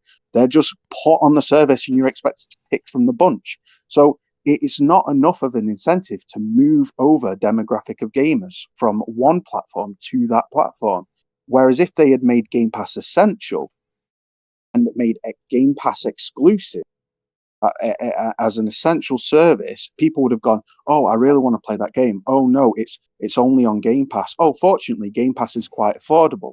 I know, I'll sub to Game Pass. But they didn't do that. They dropped the ball where they needed to. I agree with you. That's the whole reason why I got mad and I just got fed up with Xbox. Like, you finally get all these games, and then you just like a thought, give it to everybody, and exactly. It's ridiculous. And that's why their next generation console is not going to sell. Even though this generation is lost, if they had still stuck to their guns and made all of those games still exclusive and stuck to their guns, and then when that new console released, people would buy that console knowing that's the only place that I can play all of these games that Microsoft purchased, right? But they just see why Microsoft is a type of company that likes to make their money in return. The reason it is what it is. You seem to understand something. Yes. The reason I don't agree with you, and I know me and you've gone back and forth on this, I've had so many people in the past 5 years on the show say Microsoft doesn't care. They have the money. They have a war chest. They can lose money. The thing you don't understand is they do care. They care immensely. And but why would they care about who is number one in a theoretical console space? Whose console is a lost leader? Well, wait a minute though. So they decided that last February. Okay. Okay. So up until last February, that was not the argument. And now you still, and Wise, by the way, for some reason, there's an echo coming through your microphone. I wrote you on Twitter, but I don't know if you saw it. I don't know what it is. It sounds like, are you playing the show in the background? Yeah, I think let me see. Yeah. Let me turn on my gain. Because that may be what it is. I don't know. For some reason, whoever's talking, it comes through as a echo.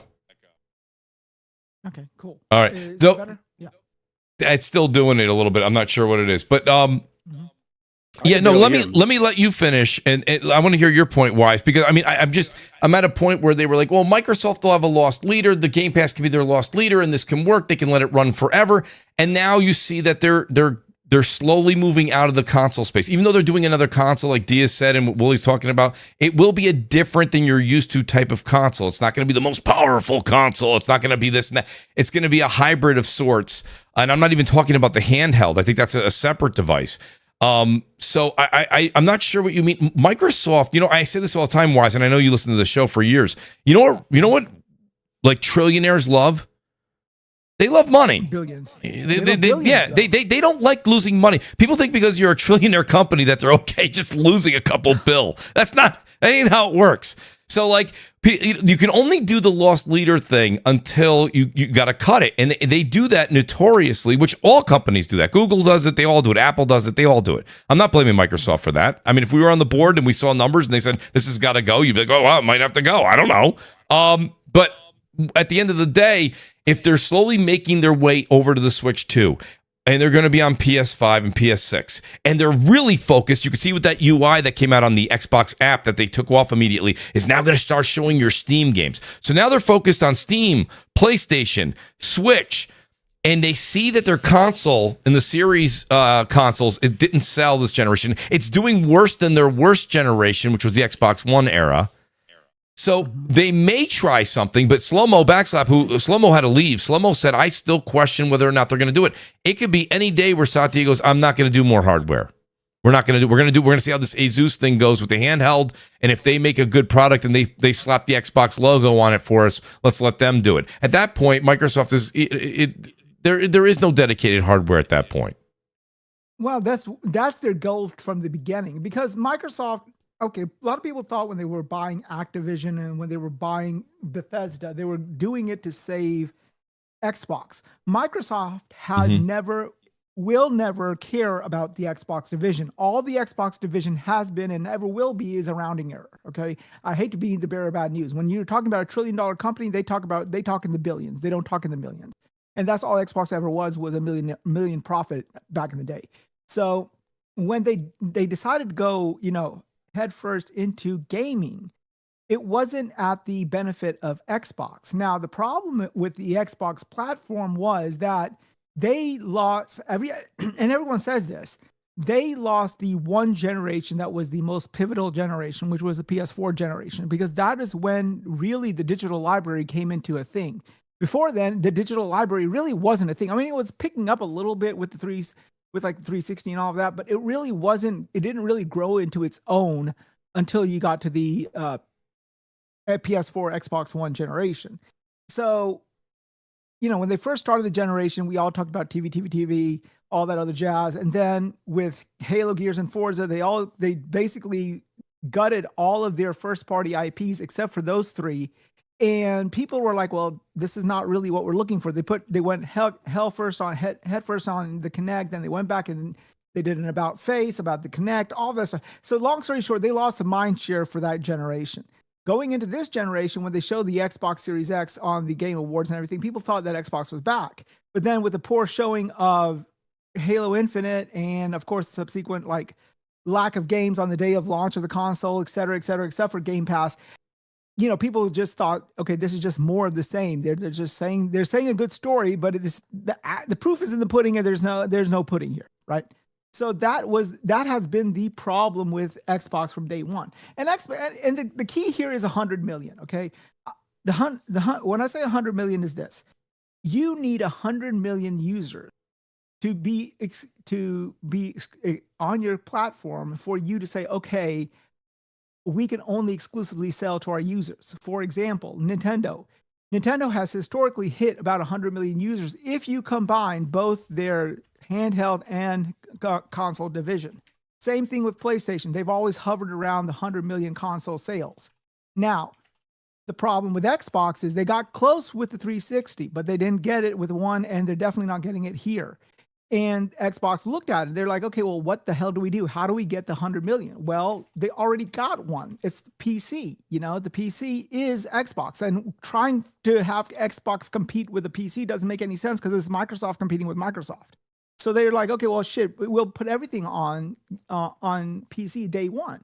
And that is, again, what lost it. People were like, well, fuck, if everything's going on PC, then what is the point of said Xbox? And they started chipping away from that. And then the death nail was when they said, okay, fuck it, we're going to put everything on every platform. Because from their standpoint, it makes sense, right? Because like they're there to make a profit. They're there to sell games and make a profit off of their games.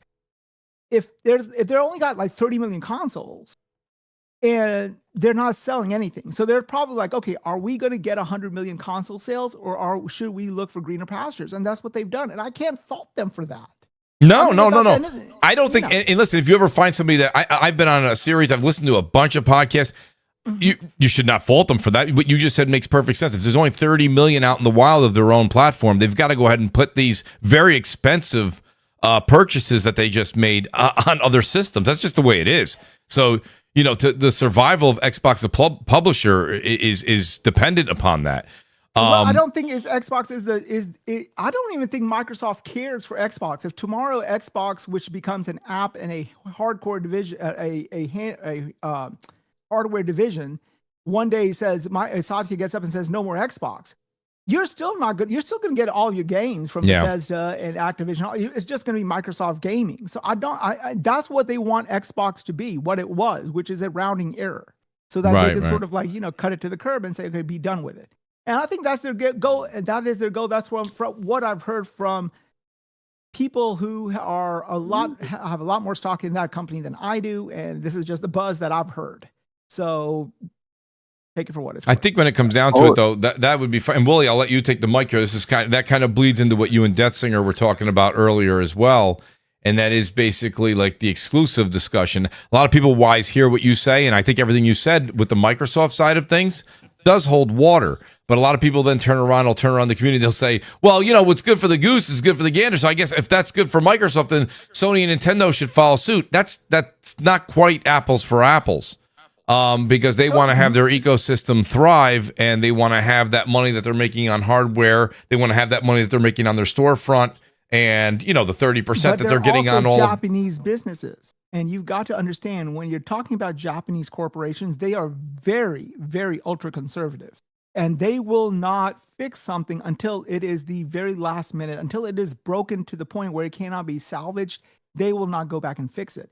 So even if Microsoft is making 3 times as much profit off of Sony, off of their games going on all platforms, Sony is still going to be like, you know what, this is still working for us. We don't want to look on that side because it may harm this. So they are very conservative. So I don't blame them until this business model of theirs fails. And same thing with Nintendo, until that business model of exclusives on their console fails or starts to diminish, they are not going to do what the Microsoft is doing. The key thing, and then I want to hear what the rest of the panel thinks, though, is you got to understand, though, Wise, what you're saying is McDonald's is going to do just fine as McDonald's until their Big Macs start poisoning everybody. And at that point, they'll have to figure out how to sell the Big Mac elsewhere. The point I'm trying to make with that is, as long as they keep making great content, that's seemingly not an issue. Microsoft went out and bought Bethesda. Bethesda, a very, very dependable company. They went out and bought Activision that has Candy Crush. It has of course, Warzone. It has Call of Duty. Dependable. They went and did that because if you look at what was going on with their internal, Forza Motorsport with Turn 10 did not do what they wanted it to do. I don't think Gears 4 and 5 did what they wanted it to do. I don't think Halo did what they wanted it to do. They went out and bought dependability because they weren't getting it in-house. Now they own that, and that is their in-house, and I get that. But my whole point is that right now, so far in-house for PlayStation and Nintendo, they're doing even better than holding their own. So yes, you said they'll have to find a way once they find out that's not working. That's fine. I'll buy into that. But that's like saying, like I said, they would legitimately have to tank to do that. Microsoft having the money they could pivot. Microsoft pivots whenever they want because they can financially afford that. Sony and Nintendo, when Nintendo made the Wii U and it was a failure, people were talking about how dire straits Nintendo might have been in. If the Switch hadn't been the success that it was, we would have a totally different discussion right now about Nintendo. Because I don't know if they could afford, I don't think they could have afforded two different failed consoles. Yeah, I mean, obviously so, because then now you have a precedent where you have two consoles back to back that didn't work. So that means the business model needs changing. So until such time happens, they're not going to change the way they're doing things. I mean, period. Because these are old Japanese companies, and to be honest with you, they're billion-dollar companies, and they're happy in the millions that they're making. It's got nothing to do with them being Japanese, though. It's just got to do with the fundamentals of basic business logic. Like you want return on investment, and you need to provide a product that offers a unique value proposition. And ultimately, we can all agree here that that Xbox's focus has rapidly shifted to making money. Their focus was not making money before. Their focus was acquiring IP using when they Game no Pass longer as a became Trojan a routing error in Microsoft, because in order to make money long term to lock content in. The issue is that they butted heads with Microsoft, who didn't have the patience to continue to allow Xbox to burn the money they were burning without an immediate material return, which is where Satya took over. And that's the fact is that Satya took over because here they've just spent 79 billion, and we've got a platform with hardly any player base. We're giving away content for nothing on a subscription service, right? And where is the money going to come in? How are we going to make returns? And enough was enough, right? We're going third-party publisher. Congratulations, Game Pass. You failed as a Trojan because you didn't become essential. And so they shifted, okay, now we need to make money. And what better way than to rely and ride on the backs of two huge gaming giants with huge gaming demographics, not to mention Steam. Like you've got PlayStation, Nintendo, and Steam. And by being a third-party publisher, you can release a cadence of games and make substantial return on investment, substantial profit. And that is just basic business logic. But it is Game Pass that did that. It's not because Sony are tied to all Japanese ways. No, Sony have produced a product. They're continuing to, as a pro-consumer move, provide their consumers with good quality games to enjoy on that product, providing a return on investment for the consumer. They're providing a unique value proposition for owning a PS5. And there is no unique value proposition for owning an Xbox anymore. Why? Because they release every game on Steam. And so, again, there is no point. Now they're releasing every game on PS5 as well. So that's all it comes down to. It's basic. This is basic business. This has been the basic fundamentals of business for decades, for centuries, for millennia. Yeah, that's the one thing. That's the one thing I don't understand. And Brap had to leave.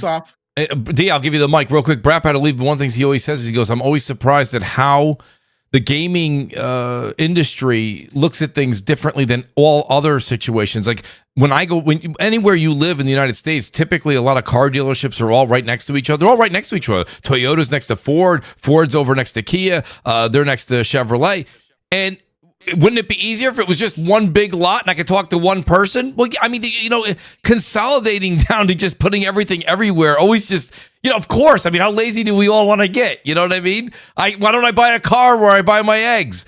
They're the same price these days. My point being is so it's just one of those things where you say, just because Microsoft pivoted that way, the problem I have with the conversation is people say, well, when Sony gets there, well, I don't think you guys understand. They're not. But let me ask you guys a question here. You guys are talking about this console, right? That the Xbox is going to make the next console, whatever it is going to be.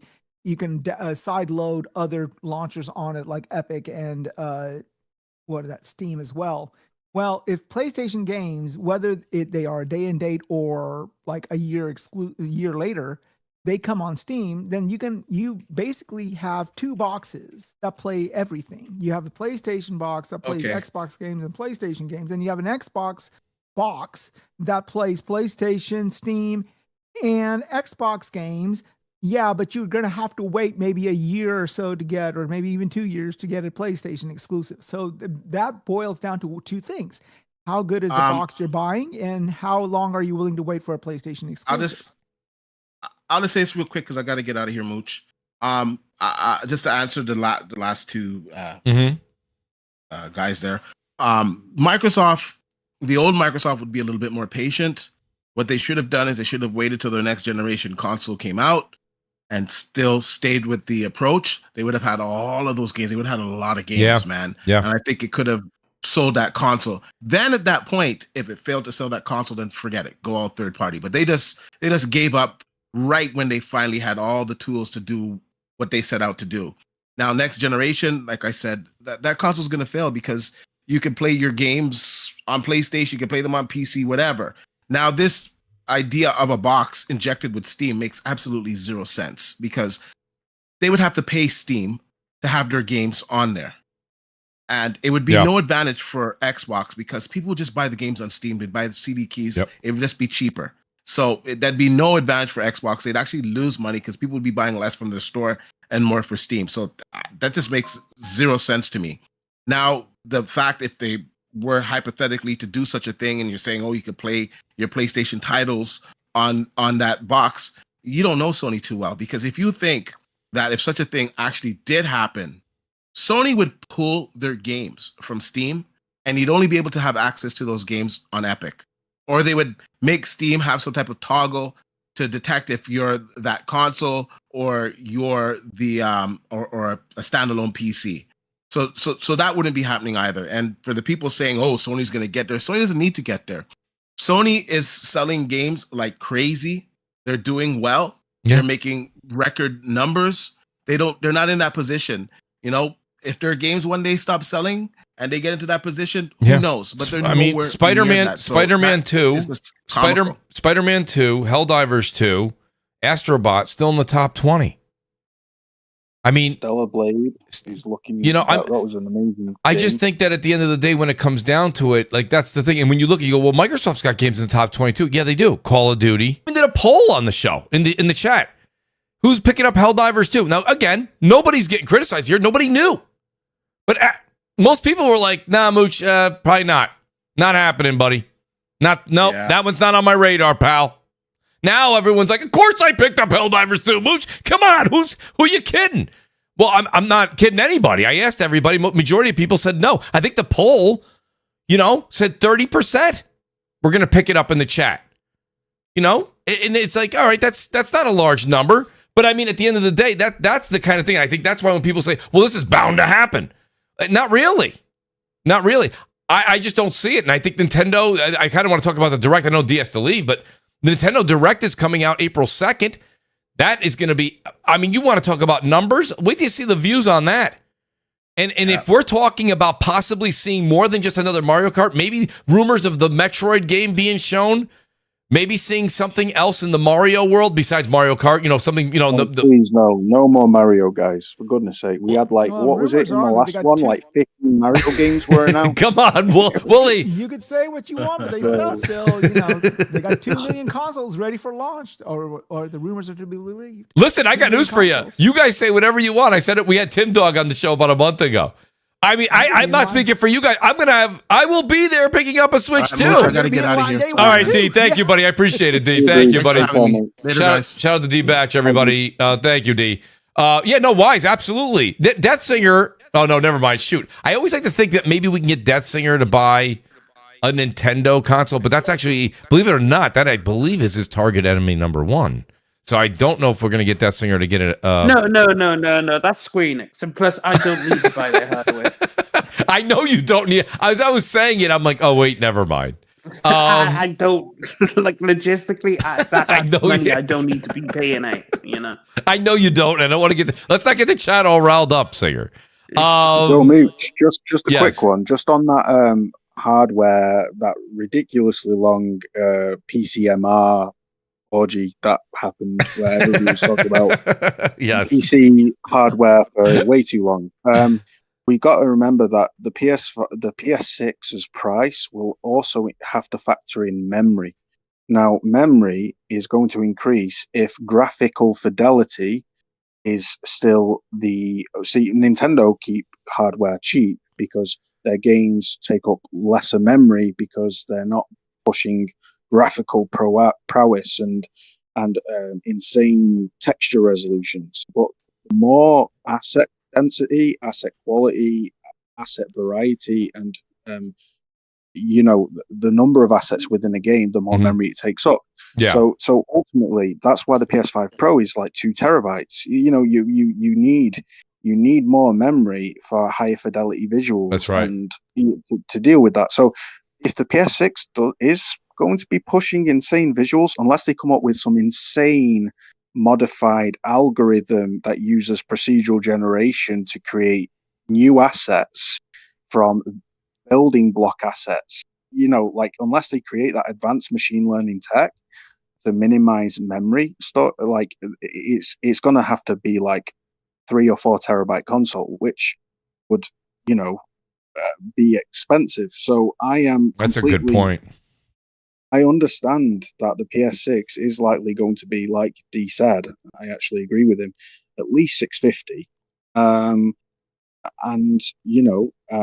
I think people have to kind of be prepared that if you want, you got to pay what you want for what you wish for. And I disagree with the handheld release going alongside it. I think that would be a terrible Xbox Series S move.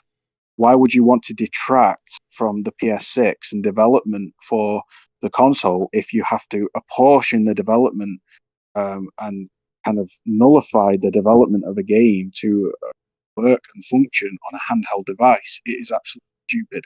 Like, obviously, if a handheld does, I'm not saying they won't release a handheld. I'm saying they won't release a handheld version of the PS6.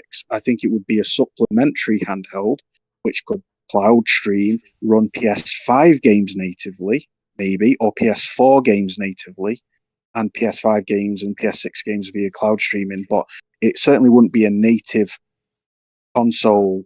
Well, a lot of people feel the way you feel because they don't want to have the we had Porter Rock on here. A lot of people feel like that you wouldn't want to have the Xbox Series S issue again, right? So you would have something that would be strong enough to handle, possibly PS4 games for sure, but maybe even 5 and 6 games would only be done remotely off of your PlayStation 6 because that way it doesn't need to be as strong as your PS6 because it's just parlaying that same digital readout onto your handheld. So I think that I do think you make a point there. I mean, getting a little cart before the horse on the whole PS6 talk, but I do see your point, Willie. I really do. I do want to ask you guys a question. I have it in the title here.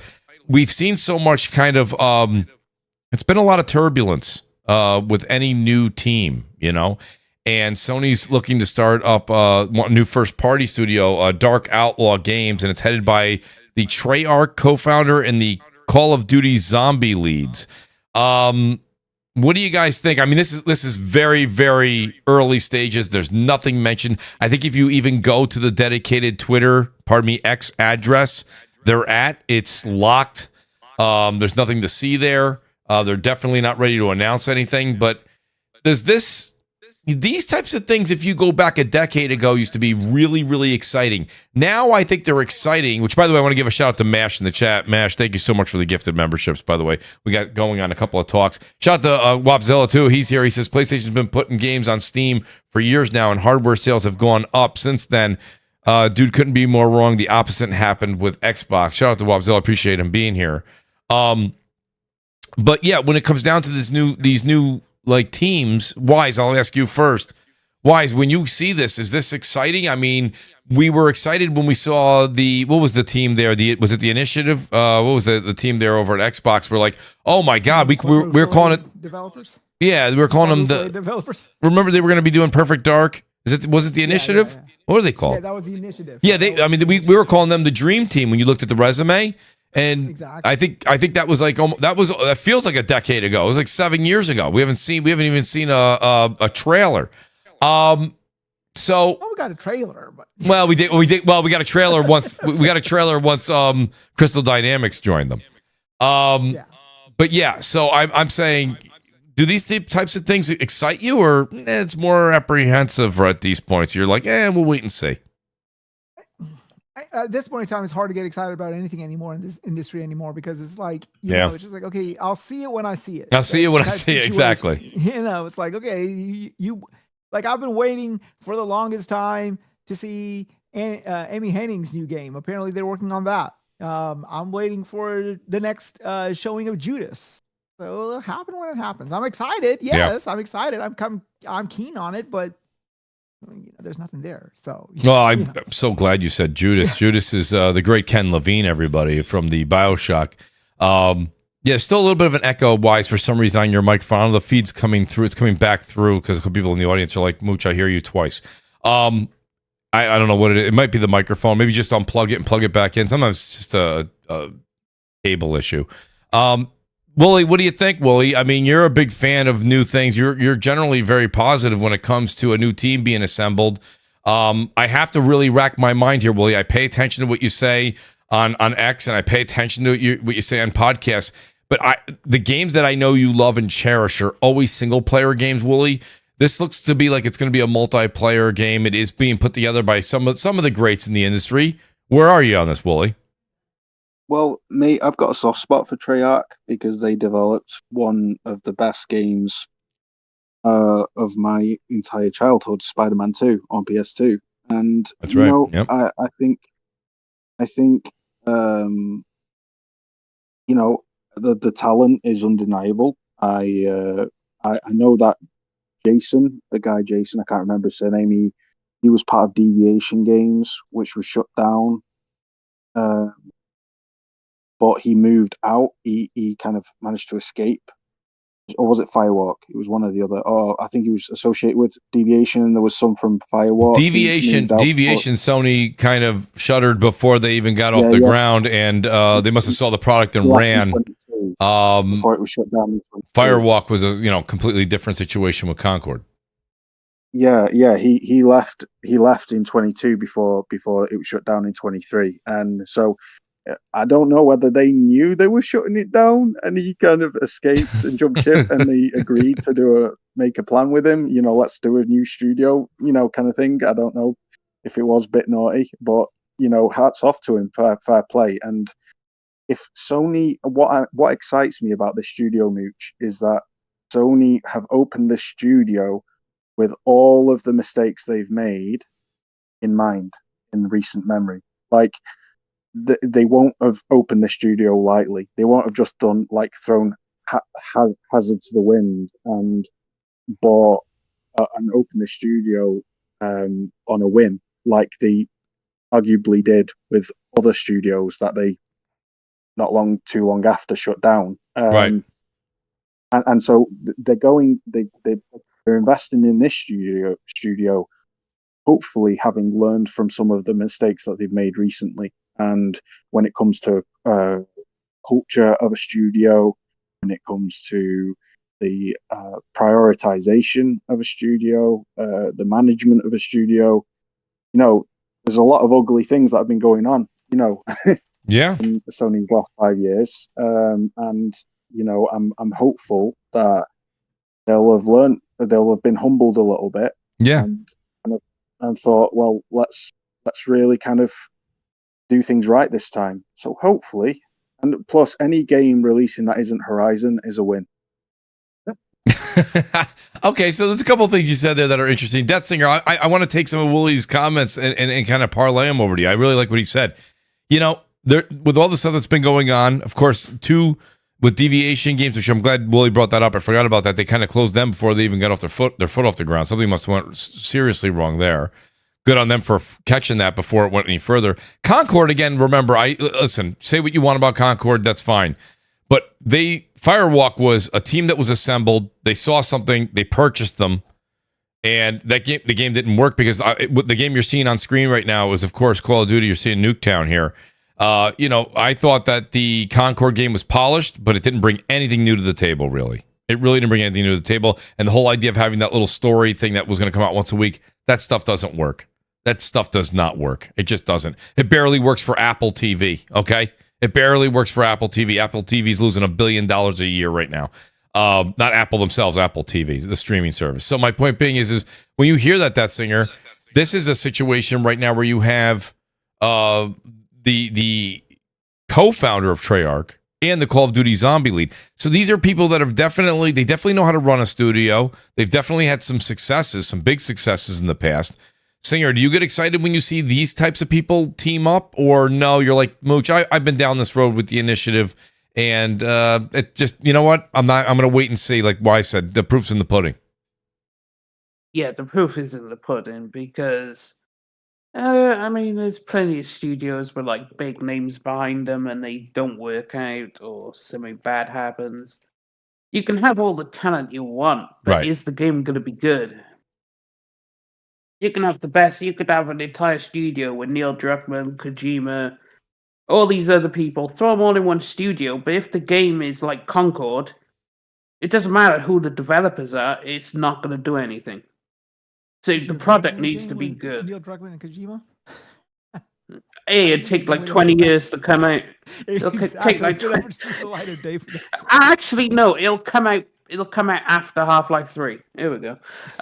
But you know, it's like I don't know. We just have to see. Sure, you can have some names, but we have to see a product and then take it from there. So you can't make a judgment now.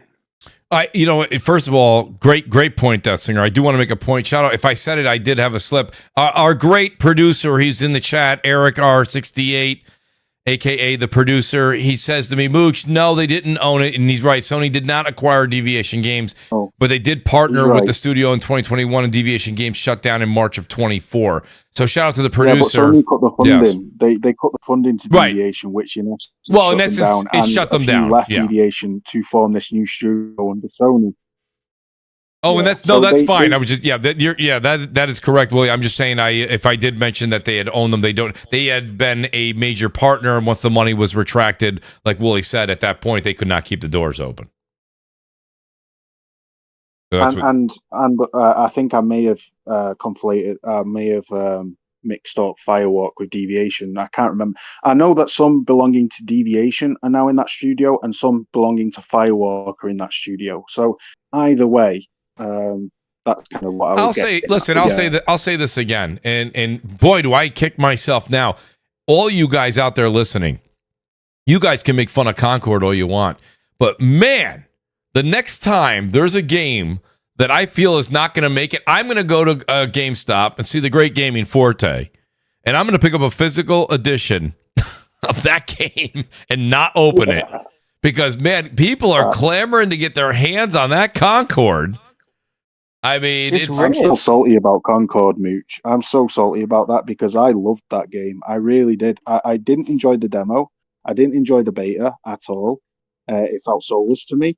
But a load of people were telling me, Wooly, you really got to give it a chance. Come on, get the game. So I got the game. And you know what, mate? Like, I just loved it. I had such a blast for 40 hours. I was playing Big Bertha, that big fat chick with the machine gun. We gamed together, I think, Wooly. Yeah, and because I'm a grown ass man, I was able to overcome the devastation of the game featuring pronouns, pointless, stupid pronouns in the character selection. Yes, it's stupid. Yes, it's pointless. Yeah, it has zero relevance to the game. Yes, I couldn't care less. But I was able to take the game for its merits and the gameplay. Enjoy the game for the game. Yes, it was phenomenal. I just loved it. It just clicked with me. I had such a blast.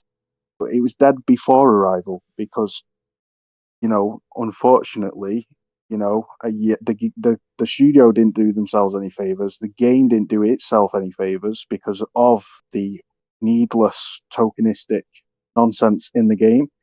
At the same time, the climate has now gotten to a point where I used to class myself as anti-woke. Now I don't, because the anti-woke side of things has become as precious as the social justice warriors side of things. What social justice warriors used to be, and still are, like really hypersensitive, hate everyone, hate everything, that doesn't cater 100% and pander to their ideals, I feel like the anti-woke mob have now become the equivalent on the opposite side. Now everything like, oh, this game features a black protagonist. Oh, it's trash, you know. And I just think it's DEI nonsense. And I just think, honestly, like the YouTube I'm browsing YouTube, I see all of the same YouTubers losing their minds over Assassin's Creed Shadows. Well, don't forget though, a lot of this stuff is because that's for the channel's purposes, etc. I played Concord. I played Concord, and I thought the game was very polished. That's why you're saying some of those developers have moved on to other teams within Sony because they saw the talent. Listen, they saw the talent. The talent was there. That game worked, and it worked well. The thing that they were, and I understand what you're saying as far as the views that were going on outside of the game, but inside the game, sticking to the game's principles, the game, and you guys see every week I show you guys new footage of me playing, Call of Duty, whether it's multiplayer or playing Warzone.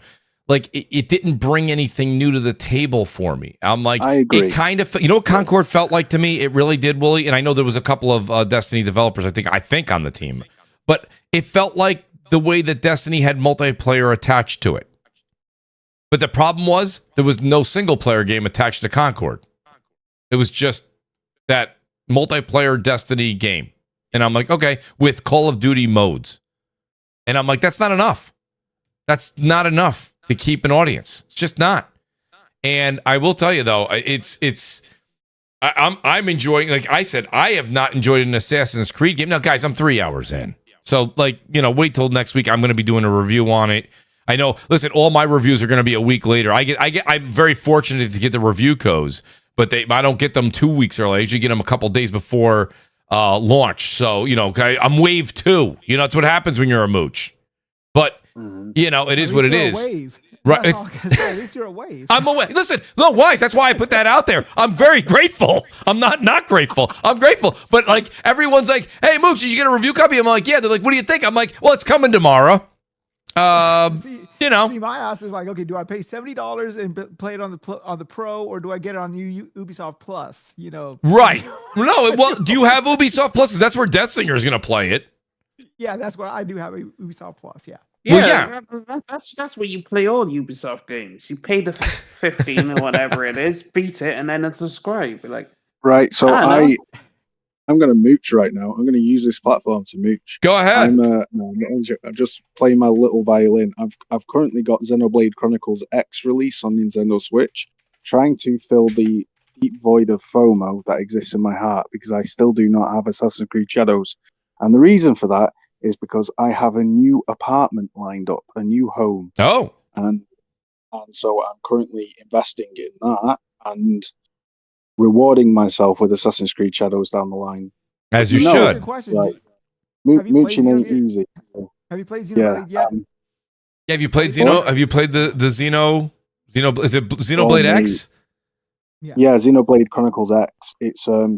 It's like the only Xenoblade with no magic in it. It was on the Wii U. How does it run on the Switch, or do you think it's a one? Like a dream, mate. Like a dream. It's beautiful. It's beautiful, and it's just an awesome game. It's so good, and they've optimized a lot of the difficult UI elements. So wait, did you pick it up today, Willie? It came out today, right? Mm-hmm. It arrived. I pre-ordered it. Oh, okay. So you have not played it yet, or you have? Have you gotten a chance to? Yeah, I'm playing. I've been playing it. I've played about an hour of it. Okay. It's a dream. Let me ask you a question. Are you playing it? And I genuinely mean this question because I'm having a hard time with the handheld market, and I'll explain that to you guys in a second here. Are you playing it docked, or are you playing it handheld? I have a Nintendo Switch Lite. So I don't have a dock. Okay. So I'm playing it handheld. But it looks crisp on the small screen. It looks pretty. It's beautiful. It's really good. Okay. Well, listen. Shout out to Worry Wart. You guys know Worry Wart. I was talking to him, and he was going back and forth. He says to me, Mooch, and I said, right now I'm playing, Assassin's Creed Shadows, and he goes, I think I'm going to pick up Xenoblade X. and we were going back and forth. So I think, listen, I got to be honest with you. If you're going to play the entirety of Xenoblade X, isn't that's easily, listen, I don't know if this means it's completion, but you're at least 150 hours in with that game. There's no way around it. And I think if you're going to play the majority, now Kami said earlier on the show that he beat the game. I believe he said he beat the game and he got through it in about 30, 35 hours. But I think if you want to complete and get a platinum in Assassin's Creed Shadows, I think you're 100 hours. I mean, Detsinger, you're not a completionist, but Detsinger, wouldn't you say prior AC games, and this game doesn't look to be any smaller, this could be an easy 100-hour platinum, right? Or completion? Oh, yeah, probably. Yeah, I mean, Assassin's Creed games are so full of bloat. Yeah, there's a lot. Yeah, there's a lot. Chase after the stupidest shit to get the platinum. So, I mean, it's Ubisoft's gonna Ubisoft. So, all power to you if you get Assassin's Creed Platinum. Couldn't be me. Shout out to Erica in the chat too. She says, "Mooching ain't easy, boy. Ain't that the truth?" Shout out to Erica. Great to have Erica. I've been talking to Erica, man. I've been talking to Erica. Erica will be on the show at some point once schedules align. We can't wait to have her back on the show. So shout out to Erica. Thank you for being here tonight. Go ahead, Wise. Have y'all seen the reviews? Like I saw the reviews from Skill Up, from ACG, from everybody, right? Yeah. Fexdrift, right? And they're all saying the same thing. They're showing this game, and they say it looks beautiful. Mhm. You play a power trip fantasy as the samurai, and you play the assassin's fantasy as the ninja, whatever. And then they say, but it's more Assassin's Creed, and I don't like it. And I'm like, well, I guess. And then they give it an 80 or something like that on the review score. Yeah. So I'm like, that's interesting. So it seems like this is a great Assassin's Creed game if you're not burned out with Assassin's Creed. Well, okay, so Wise, let me give you my 2 cents. Only 3 hours in, which literally, that it doesn't mean much. But here's the thing: I have skipped. I bought Valhalla, and I told you this. I bought Valhalla because that was the only game to play on my Xbox Series X when I went to go pick it up. I was like, well, let me pick that up. So I played a couple hours of it, and I felt, it was dragging. I didn't like Valhalla at all. Odyssey, I thought was done very. Yeah, I thought Odyssey was done well, but the combat, some of the stuff, it just didn't. This here, maybe it's because it does. Again, I'm saying they took a page out of it. I think if the developers of Ghost of Tsushima were listening to this, they'd kill me. But I think they took a page out of Ghosts, and the combat feels fluid. It's fun. The parry system's nice. I mean, there's a couple of great aspects to it. I do think the story's very good. I'm very early on, but I do think that a lot of things are all checking the boxes wise. So when they say it's another Assassin's Creed, I asked Kami, I said, when you got to 25 hours in, did this become the feel of another Assassin's Creed? And he said to me, listen, it can happen where you start to get that rinse repeat again. But again, I think Detsinger said there's a lot of Detsinger. What did you say? Maybe this is an English term. We have the term over here, but you should say bloat. There's a lot of bloat in Assassin's Creed. No, there is a lot of bloat in Assassin's Creed. Yeah. So as much as I enjoyed Odyssey and Origins, like there's still bloat in the game, and Valhalla had too much bloat. Yes. I uninstalled it after like 2 hours. I couldn't do it. There you go. I was sold the moment that Kami confirmed that it's more organic exploration compared to Valhalla, which was very artificial in the exploration. I was sold because that's what I'm looking for in that game. I'm looking for a game that I can just zen out and enjoy exploring and, get lost in the world without having to rely on all these markers. I see a castle in the far distance. I know it's going to have loot there. I know I can start making my way towards it, and that's what I'm looking for. Whereas you couldn't have that in Valhalla. There wasn't that game design there because the loot was so randomized. The loot was in impossible locations, and it was just awful game. Yeah. I was sold the moment I heard that. And also the expert stealth difficulty, if you turn stealth difficulty to expert, it makes stealth really authentic. It makes stealth feel really Splinter Cell-y, really organic. Like you have to lie prone on a roof, otherwise they'll see you on the roof. Like things like that, which I thought was is exciting for me. So yeah. No, very cool. Like I say, I think that is actually one of the things I'm really looking forward to kind of diving into that and playing more Shadows this weekend. I'm also me and Wooly kind of had a heart to heart over the whole Death Stranding. We're very excited for Death Stranding, June 26th. That was one of the games that I left off the list, which I shouldn't. I knew there was something in the summer. So I'm playing through the director's cut. You guys, if anyone's following me over on PlayStation, you would see that. So I'm kind of going between Shadows and going between Death Stranding. The one thing I'm loving about Death Stranding is I love playing it. Like, that's the game because I've already played through it. I'm playing through it again. I'm enjoying it on the Portal, to be honest with you. It's just something before you go to sleep, kind of pick it up, play it for a bit, play 3-4 missions, make a couple deliveries, trot your way through, listen to some absolutely amazing music. That's a question I got for you, Wooly. Is that can you buy the pardon me now, the Death Stranding soundtrack, and where can you buy that? Is that just something you'd get on Apple Music, or is that something you have to buy separately somewhere else? No, like Death Stranding 2 soundtrack is already by I've been listening to the song over and over again into oh my days, why is the song gone from my head? To the Wild, to the Wild, yes. Yes. To the Wild, and by Woodkid, and it's on YouTube Music. I swear by YouTube Music. Like, YouTube Music comes with YouTube Premium, so not only do you not get ads, you also get a music subscription service, which is, it puts Spotify to shame. Like, you've got playlists, you've got really good quick picks of songs that you regularly play, and it's just brilliant. Mm-hmm. Anyway, so I've been listening to that soundtrack. Well, what about the first one though? I don't have YouTube Premium. I do have Apple Music, which listen. Yeah, it's Low Raw is the main band who play a lot of like Bones. That song, yes. Bones. Yes. And Listen Up, Don't Walk Away. It's right. Just amazing music. I'm gonna look also, on. I'll Keep Coming. One of the best songs ever written. I'll Keep Coming is. Well, love that song so much. Let me see here. So it's Death Stranding. I'm just looking real quick here. I just want to see. I'm just soundtrack.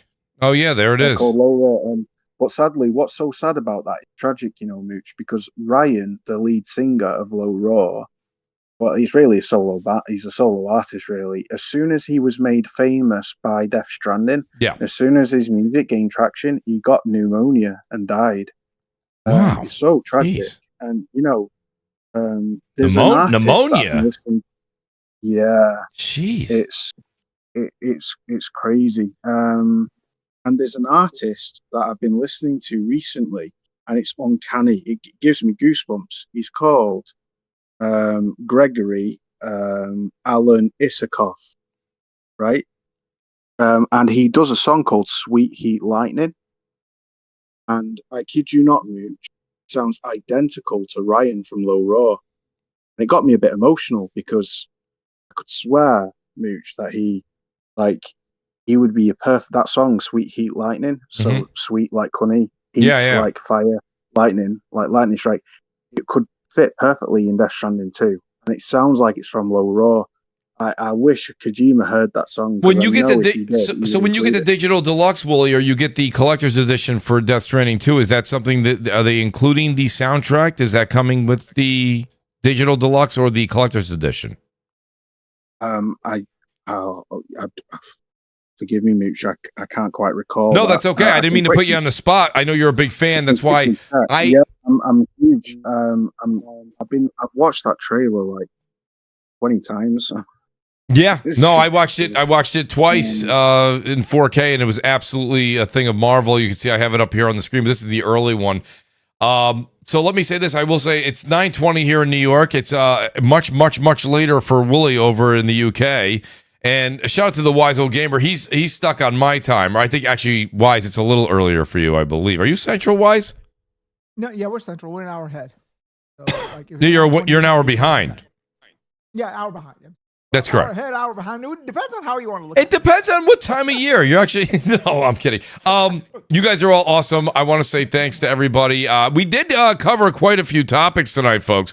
Shout out to Anonymous Boss. I see him in the chat hitting the like button. He's been reminding everybody, please do hit that like button, guys. We had a great show tonight. We're going to have a great show next week as well. Look, also, I'm going to try to get my review out. Listen, I know everyone's got their review, but I really, really would love to see all you guys that come here and enjoy Crossfire every week to go over and check out the review when I have it up. I'm really going to get into it and really kind of be thorough about it. Willie Gamer just said no music with Digital Deluxe. Maybe it comes in the collector's edition. I didn't see it with the Digital Deluxe either, Willie. But shout out to everybody that's here. I'm going to start with who is here in the outros, and then I'll give a quick plug before we do leave. Please, guys, before you do leave the show, make sure you hit that like button, hit the subscribe button if you're here every week. Really appreciate it. And go over and check out twitch.tv as well. That's M00CHTV. Drop the O's for zeros. We are doing unbelievable things starting from the end of April all the way through. We're going to be doing 2 days to start dedicated. I don't want to announce the days yet, but I'm going to be doing 2 days dedicated along with Crossfire. And then, of course, we'll have some of the cool short VODs that we're going to bring over to YouTube. And that'll be fun for you guys to enjoy. That maybe say, well, I'm not going over to Twitch, Mooch, but maybe you will come over to Twitch when you see how much fun we're having with some of the shorts we put up here on this channel. So please do that, guys, before you guys leave. Shout out to Impatient Fire. Appreciate that. This is a great show. Let me go to the great Willie Gamer. Willie, thank you for being here, buddy. I know you don't get a lot of free late evenings like this with work and family, so your time is precious, and I appreciate you spending some time with us. Willie, let people know where they can find you, and as you know this. You're always welcome on the show. Just got to reach out and say, hey, I got next week off or I got tomorrow off. Let's get on the show, and you know you're here. Willie, thanks for being here tonight. Mooch, bottom of my heart, bro. I always love coming on and catching up with you all. And, you know, for the banter between me and oh my days. However, D. See, that's how, but from me and D, and also, oh, bro, my brain's shutting down. It's so late. What's his name? PCMR guy. Oh, well, D Batch and Slow Mo. And the other guy, the Welsh guy, who I keep pulling. Oh, Death Singer. Death Singer.